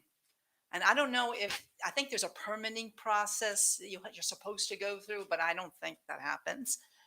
And I can see now as some of the tennis courts, which may get painted, which I think is a great idea, that would be even less tennis courts for tennis players. And then you have pros come and they take up courts. And so then for everybody else, it's like, okay, there's no courts, so I think what happened, I noticed years ago, there were people using it for their dogs and you put up a nice big sign that ended as far as I could see, although many people may still use it for their dogs as a runway. If you could do the same thing for pros, at least during certain times, like, from, 5 During the to peak. 10 or, the really popular times. I mean, if they come in the middle of a hot day when nobody wants to play tennis anyway, from 12 to 3, go for it. But I mean, if they could put some restriction, put a big sign, so they'd probably maybe be reluctant to use the course. No one's going to go out there and chase them away, but maybe they'd feel a little bit shamed if they came in and used it during the hot times when everyone else wants to use the court. I think that would help maybe create a little bit more availability. That's my only suggestion. Thank you. Thank you. Yes, you're up, Alan. Alan Swanson, 47 Overhill Road. I actually came with something prepared tonight, but I'm not going to do it. I can send it to you in the interest of the time, and it's an issue that might take a little bit of time. But I have a question for Councilman Cogan. The location for the EV chargers, has that been decided? Yes, I think it's currently being explored. The company is ChargePoint, which is, as you probably have known. The location, I think Bernadette and Keith are meeting with JCP&L just to take a look at where the power is. But I believe it's right here, Bernadette, near the municipal building. Parking lot. I'm sorry? Laz's Swirly parking lot. Across the street. Across the street. One Laz's Swirly parking lot. Okay. Sorry. It just, that's what happens with the I understand. discrimination from the hearing loss. Thank you. You're welcome. Thank you. Anyone else wishing to address council?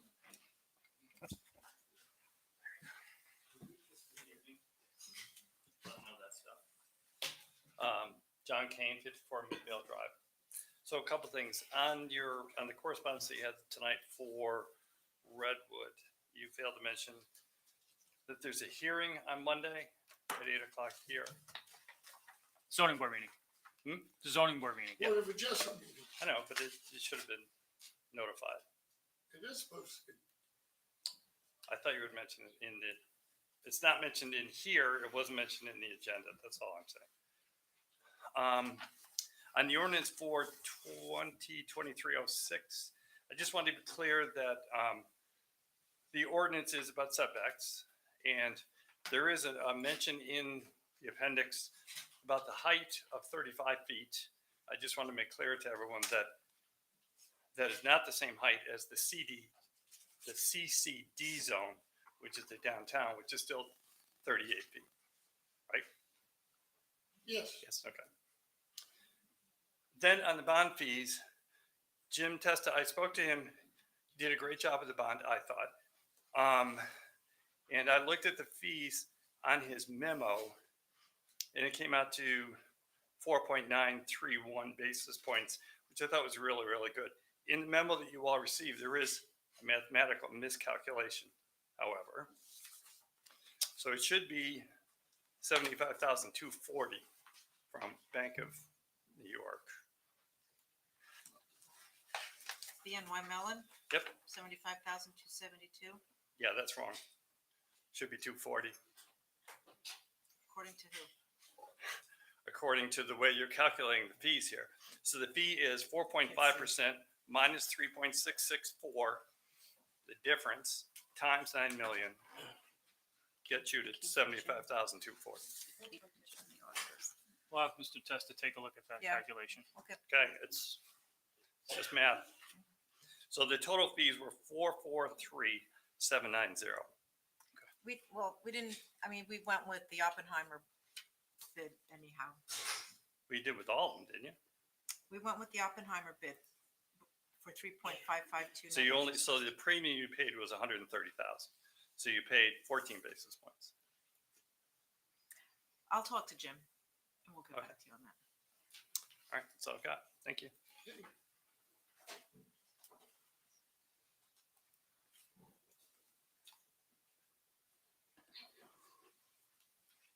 Hi, Kathleen.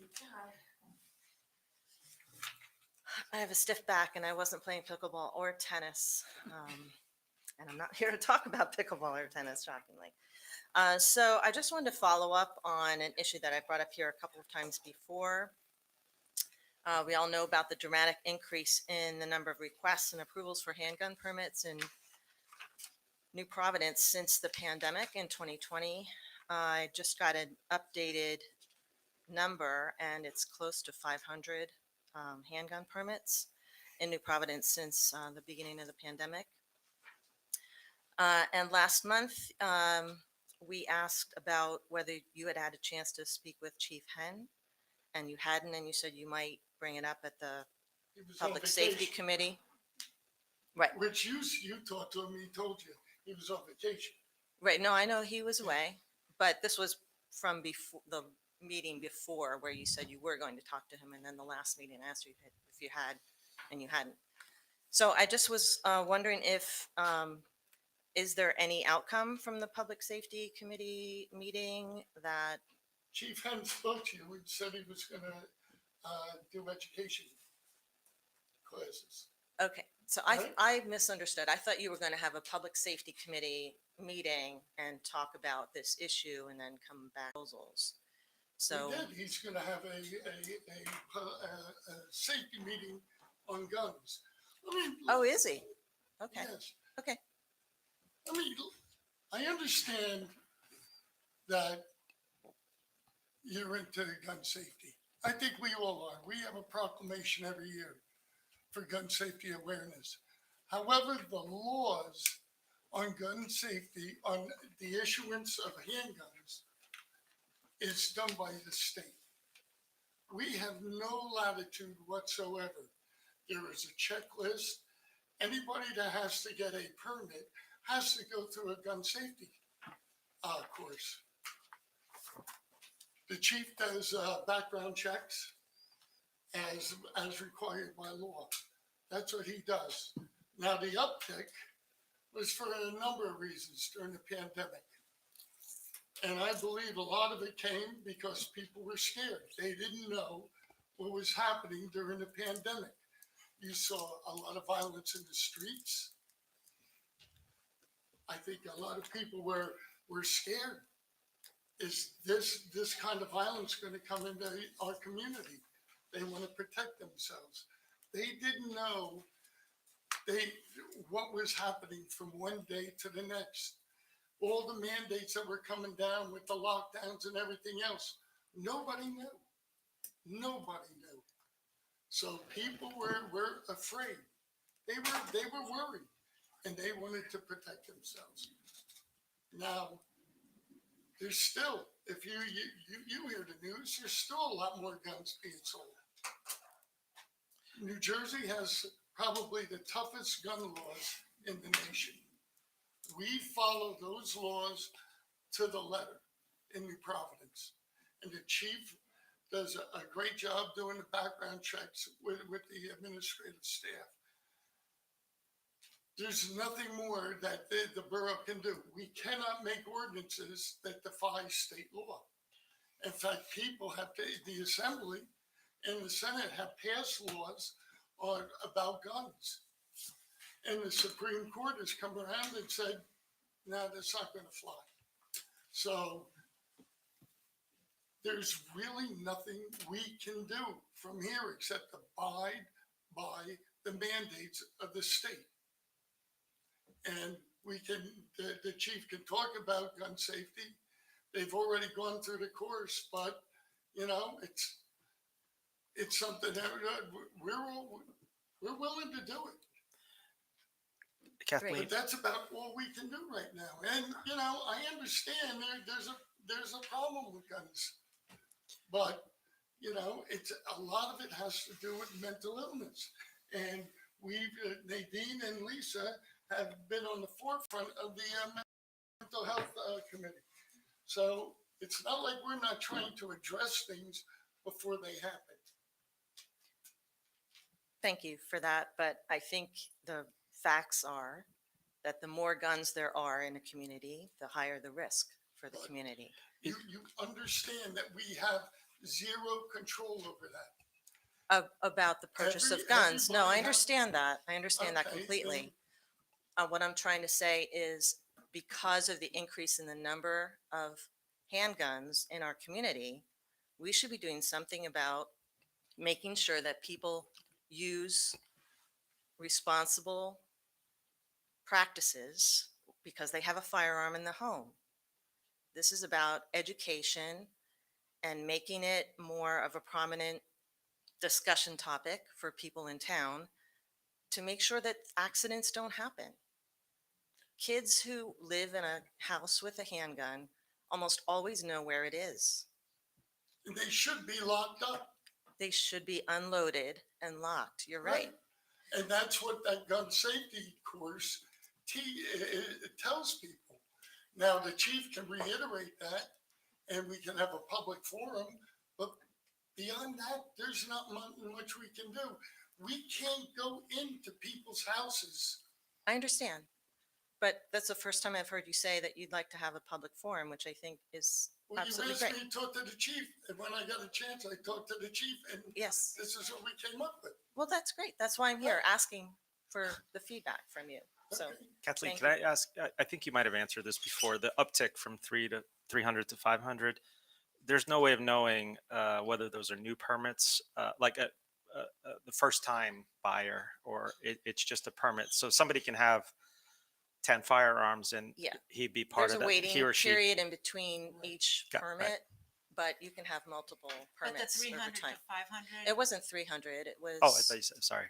Yeah, it was a total of like 440 the last Okay. time I added it up, and then I got the most recent Oprah. Gotcha. And now it's over 500. So, but I think what you mean is like, it could be one person going for multiple permits. Do you have to Oh, get a no, I'm permit every asking time you whether get a new if those are Yes. new people, or is it could be an, You get a permit it could be for an each existing. pistol. Yes, Yeah. each pistol in New Jersey requires a permit. Right. So I think it's either 90 days or 6 months after the issuance of a permit to purchase a handgun, and then you have to reapply it and get a permit again. So And that's after you get a gun license though, right? Like, yes, so they're it's- separate. A It's handgun a permit is separate than a gun license in New Jersey. Firearm ID. Firearm ID. Firearm ID card, is that? what you're talking Yes. about? Yes, yeah, Okay. which would allow you to buy, like, for example, a rifle at any time, but Mhm. not a handgun. A handgun's a separate permit that's issued. It's an additional permit. Correct. Kind of thing, right? Okay. Thank Well, you. thank you for that. And I also just wanted to follow up on the news flash that came out on August 2nd about the sanitary sewer lining project. Um, it states that the National Water Main Cleaning Company has been awarded the contract to videotape and clean the sanitary sewer pipes and then install sanitary sewer pipe lining and repairing sanitary sewer manholes. And the project will take place between 8 and 5 p.m., be completed by October 7th. But what it doesn't say is when it's going to start, where the work will be done. Will it be town-wide or just a few neighborhoods? And what is the impact on residents? Will roads be impacted and dug up? Will there be water usage interruptions? And is there any possibility of water contamination? The roads won't be dug up. Okay. What they do is that they send a tube, they clean them, they send a tube down, it's called in citriform, and they shoot plastic, I guess, right? And it forms a lining in the existing. It's all internal. Right. Okay. That was information that I thought was important to share. So thanks for giving me that. Thank you. Thank you. Take care.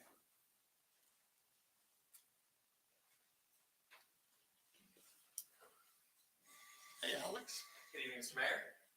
Alexander Pereira, 92 Pine Way. I would like to thank the council for allowing everyone here and myself the opportunity to speak tonight. I know we're getting a little late. I'm going to try and keep my remarks brief. The first thing I would like to address is I spent the last 6 months working for the city of Washington, D.C. as an intern as I finished out my college in Maryland. I had the pleasure of working for the head of the communications for the entire district for first responder communications. Got to go to a lot of different congressional hearings, other things. One of them that was very interesting and is somewhat applicable was about lithium batteries. That was I don't know if you were aware of this, I think this is especially for Mr. Kogan, for Councilman Kogan.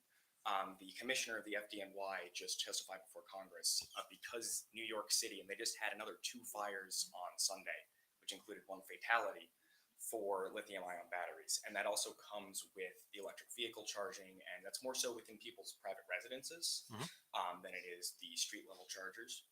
There was also just a explosion in Colorado that's really injured 2 firefighters when a electric vehicle charging battery system in a garage exploded out during a small fire. So just to put on the council's radar about those batteries, as a disclosure, I am a member of the fire department. I do not speak on behalf of the First Hose Company of New Providence. I speak as a private citizen. The other thing I wanted to just bring up that was brought up just previously was firearms in New Jersey and in the borough. And Mayor, as you very correctly said, it is a state issue. But as someone who in college, I wasn't amazing. I was okay. I would say competitive skeet shooting it's shotgun, at the range that's very close to our school. It's run by the state of Maryland. It's a really great program. The people who are purchasing firearms, people who are going through the arduous process in states like Maryland or New Jersey for purchasing a firearm are, by and large, 99.99999% the most responsible people with those instruments. The safety at ranges, especially shotgun ranges, but also indoor ranges around New Jersey and other places where I've been doing competitive shooting events and other things with that, are extremely safety minded. They are extremely conscientious. A firearm is not a toy. A firearm is not something played with lightly. And I think that the people of New Jersey, especially New Jersey, has especially robust firearms laws. And I think that it's not an issue that people are applying for firearms permits, applying for handgun permits, and exercising their constitutional right that hundreds of thousands of Americans have fought and died for, among all of our other constitutional rights, including our First Amendment right for everyone to speak here tonight. And I just would like to say my part of, I think that it's a little unfair to malign people and almost say that it's a bad thing that people are exercising their rights when, since the recent Supreme Court decision, New Jersey has not seen any substantial or any at all increase in firearm violence, nor has any other state in the US in line with that. There have been no major issues in New Jersey. And actually, I believe New Jersey firearm deaths have gone down since that issue, marginally, but it hasn't significantly changed. So I just wanted to put that piece in as well. Thank you, Alex. Before you go, Alex, Yes. one, thank you for your service with the fire department. Two, go Terps. And three, just to address the batteries that you mentioned. So, as you know, I work in New York City, manage over 30 research buildings. It's a huge problem, especially in our residential buildings. It's typically not UL listed batteries that are the ones that are catching fire, and I believe the count is up to 93 fires in New York City I alone believe so. I because of think those. It's huge. I It's think we're huge. at So 22 fatalities. what as well we're this calendar doing year. now is actually building an outdoor facility. We're removing all bicycles that are battery operated bicycles, getting them out of all of our buildings, but also providing people a place to charge them outdoors. So, but I think from a public safety perspective, we should reach out to the fire department and maybe come up with some sort of PSA about, batteries should be UL listed. And It's pretty much electric bikes. it is, it's an electric bike, yeah. But the batteries are, the knockoff batteries that you get, Right. they're the ones that are causing the problems. But thank you for bringing that to our And attention. isn't it also the people trying to extend the life of batteries? Correct. So it's people tampering with that. Yes. So that's a PSA. Correct. I see. Just wanted to express what I don't tennis, know what address, Belwick, right? what tennis meant to, You have to know, give Wendy your to us, address. I'm sorry. to my family. Sujan Shao, 62 Arsley Court. Oh, I was close. For 34 years. So, just want to say how much the tennis community in New Providence really enhanced our life and family's life. Both of our children played New Providence middle school, high school teams, as well as I'm a participant with the New Providence, all the, Patty's, Denise, and all others organizing. It has been wonderful life, I would say. We have a wonderful community. 8 courts is a little short, so we cannot afford to take away 1 court, which is already existed and actually shorted because we're always waiting list. And the team members been kind of reduced just because we have to turn them away because not enough courts. It's wonderful that we have pickleballs, the popularity. We are getting that much healthier and in good shape, right? Somehow we have to find another solution. I'm sure we had to build tennis court when it was needed. Now, new popularity comes in pickleball. Think it'll be better solution to look for to compromise instead of taking away what is already thriving and has been such a wonderful, sports. So please consider, look for another solution rather than taking away what is good. Thank you. Thank you, Susan. Anyone else wishing to address council? Yes. I have a lady There's a behind lady you. There's somebody behind you. Yeah.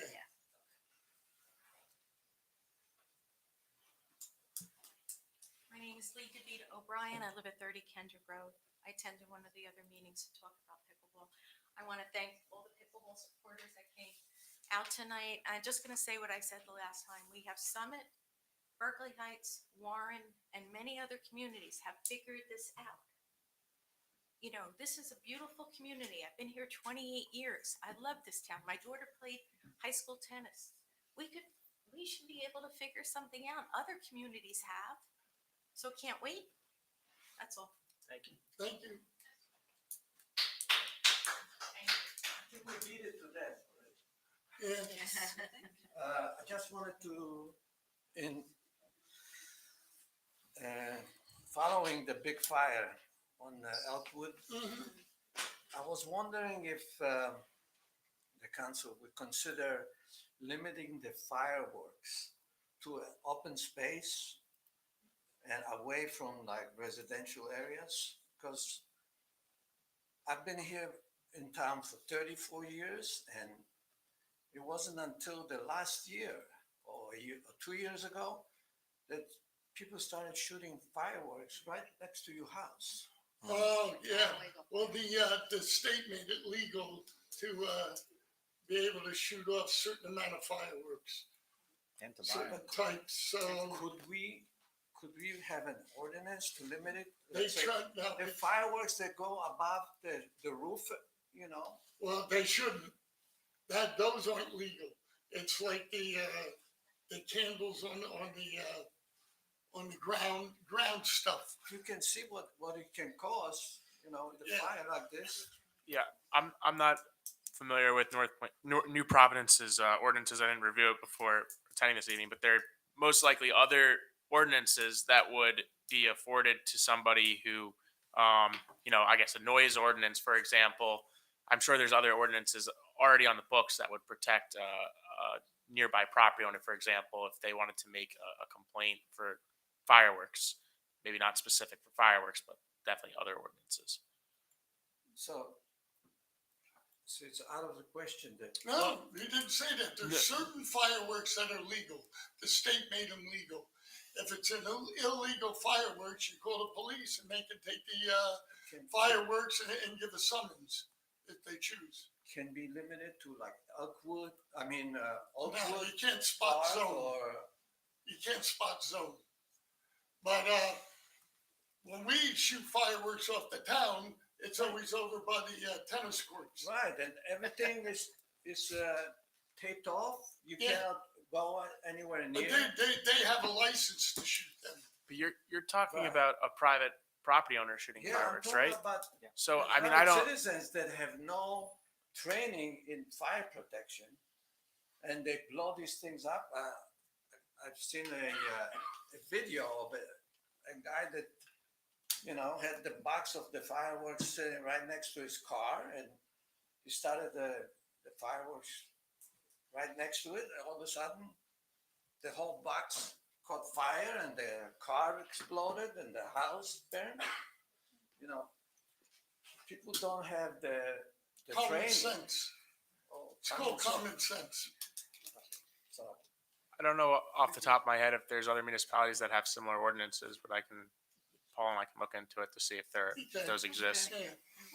okay, thank you. Okay. Just to clarify one thing for you, may I? Just to clarify something that you said.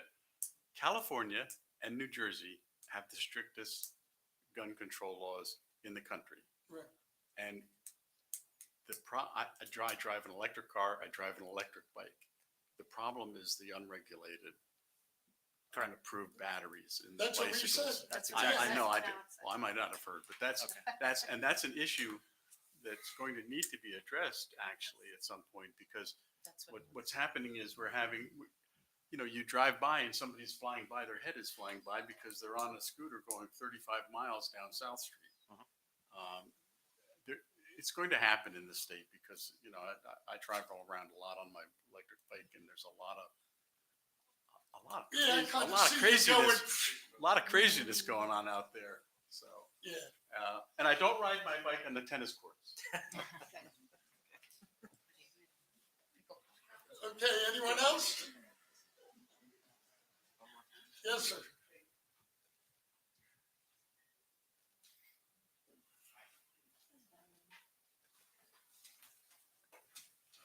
George Pizzo, 43 Floral Avenue. I'm here to voice a complaint, and I'm sure you guys know I've voiced this to you in writing, so I don't have to go into the details of it. But we ran a yard sale. Our signs were removed, and I believe without any cause to that, and I'm looking to have two issues. One is I'm looking to be reimbursed for those signs that were taken from us. I sent you an invoice, and I have an invoice, and I would like to know how I go about getting reimbursed. But more importantly, number two is that your Mr. Lynch, who I don't want to break any ordinances. I asked for an explanation of what we did wrong. No point was he able to explain it. He handed me the ordinance, which I read through, and found in no way did we break any ordinances. And then Mr. Lynch threatened me. And that's why I'm here tonight, because he threatened me. And I find that totally unacceptable. Well, how did he threaten you? The second time I visited after he gave me the ordinance and I read through it multiple times, and I went back, made an appointment, went back and asked for an explanation of how we violated the ordinance. And he apparently got frustrated with me, my continually asking. He said he would send that to me in an email, which I never received.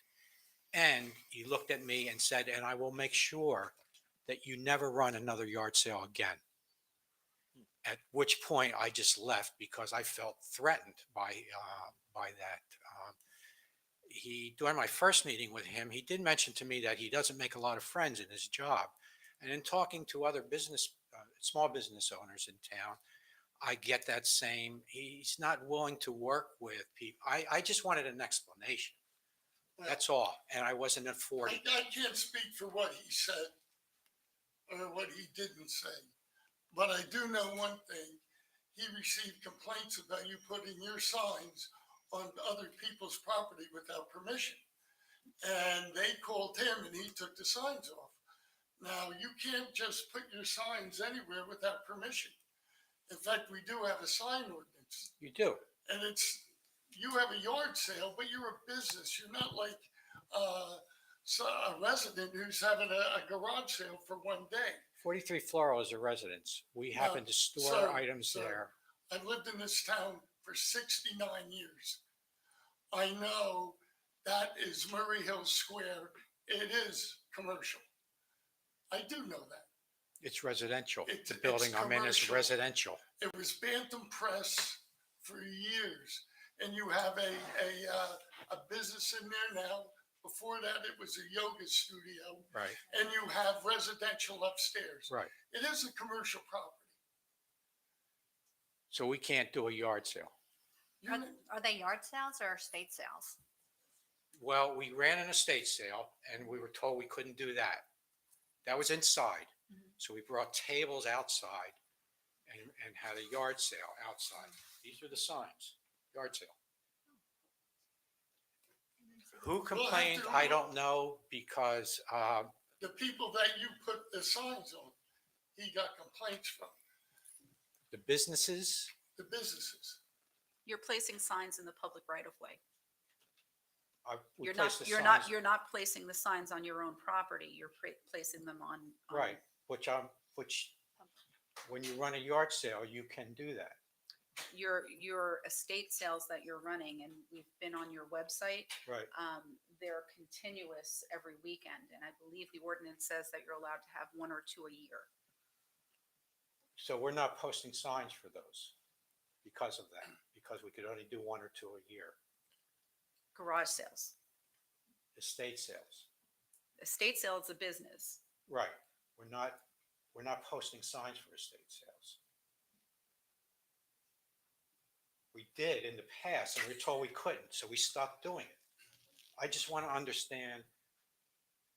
You know what, I'm gonna refer this to Keith and our attorney, and we'll get back to you. How's Yeah, that? please do. And I want an apology for the threat that was given to me. That's Oh, just I totally don't know if he unacceptable. threatened you or not, so Well- I can't, I don't know what was said, so I can't do that. But I can get a determination from the attorney and ask Mr. Lynch. Do I get my signs back? I don't know where your signs are. Mr. Lynch has it. That I can't tell you. Apparently he can't either, so I mean, So I'm going to defend Mr. Lynch for a second. And this council has been very tough on Keith in relation to our sign ordinance in town. right. We have a sign ordinance in town, which I think most people would agree is one of the best in the area, right? If you go to a lot of other towns, especially during political campaigns, you'll see signs littered throughout their towns. In our town, it's illegal. right? We have an ordinance against posting not signs on advertising a public. business. I'm So running a let me yard finish. sale. Let me finish. It is illegal, it's against our ordinance to put signs on public rights of way. Right. And Keith's job is, as a enforcement officer of the community, right, is to go around and make sure that those ordinances are being followed. And like I said, we've been very tough on him in You terms saw of the map I sent you, in where terms the of signs were in placed. terms of making sure that he is enforcing those guidelines. Right. We have businesses in town that put signs out and put signs that are too large, signs that are out for too long, Right. right? And signs that are in places that they're not allowed to be. Right. Keith, as the enforcement officer, can go and collect those signs and discard them. None of that applies in this case. Okay. None of what you I'm just not said applies. okay.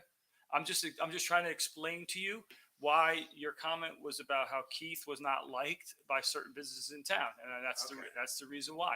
Because his job is to make sure that the businesses in town are following the ordinances that are created in town to keep the town a very nice place to live. Great. As far as I know, we followed every ordinance. Okay. And we still had our signs taken down, so. Yeah, but there is a question about, you're in a commercial zone and you have a business storefront. And you're not a residence who has a garage sale. You know, you're out there every week and you're advertising on a website. That's a whole different animal. And that's why I'm gonna send it back to the lawyers, because according to our ordinance, you are breaking the ordinance. Okay, All right? I'll wait to hear from you. Thank you. Okay.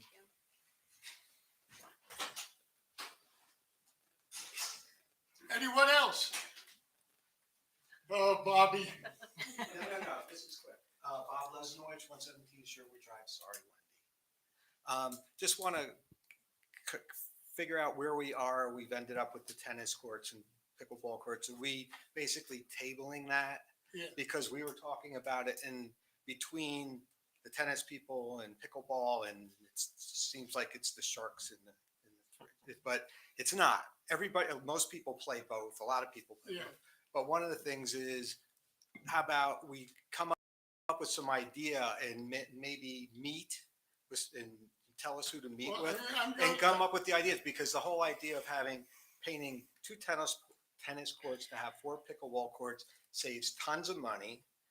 And then we can work on the permanent stuff, get the other thing done quickly. Having a pickleball across a court versus a tennis court ball across a court doesn't matter. That doesn't affect the tennis people. And so how do we want to work that? That's all I want to do. I'm gonna send it back to the recreation director. So are they going to then reach out to some of us, or how do you want to do that? I just want to leave with some milestones, output, some I closure think to we bring it back to Allison and see where we stand with it, and get back to your next meeting. Or why don't we have her? Why don't we do that in between the meeting and have Allison get back? You know, you can get in touch with me or any of us, and we'll take care of it. Having this discussion here is not appropriate. Yeah, that's what I mean. It is more appropriate to have a meeting beforehand. Yeah, like an ad hoc. Yes. Yeah, perfect. Okay. All right. So we'll expect that. All right. Thank you, guys. Thank you. Anyone else? Seeing no one, thank God. And I do appreciate all your comments. I can say more. Oh, That's okay. I'm losing my will to live up here, you know? But you know, it's very important that we hear everybody. And it's hard for us and the administration to make decisions without hearing everybody's point of view. So we do appreciate it. Even though it takes a lot longer, it's worth it. Okay, so I need a motion for items 1 through 26. So moved. I'll second that. Roll call, please. Mrs. Belisca? Aye. Mr. DeSarno? Aye. Mr. Kaminsky? Aye. Mrs. Jeffrey? Yes. Mr. Cogan? Yes. Mrs. McKnight? Yes. Okay, a motion for adjournment? So moved. Second. All in favor? Yes. Aye. No? So be it. Thank you all for coming, and Have a nice rest of the summer and a nice Labor Day.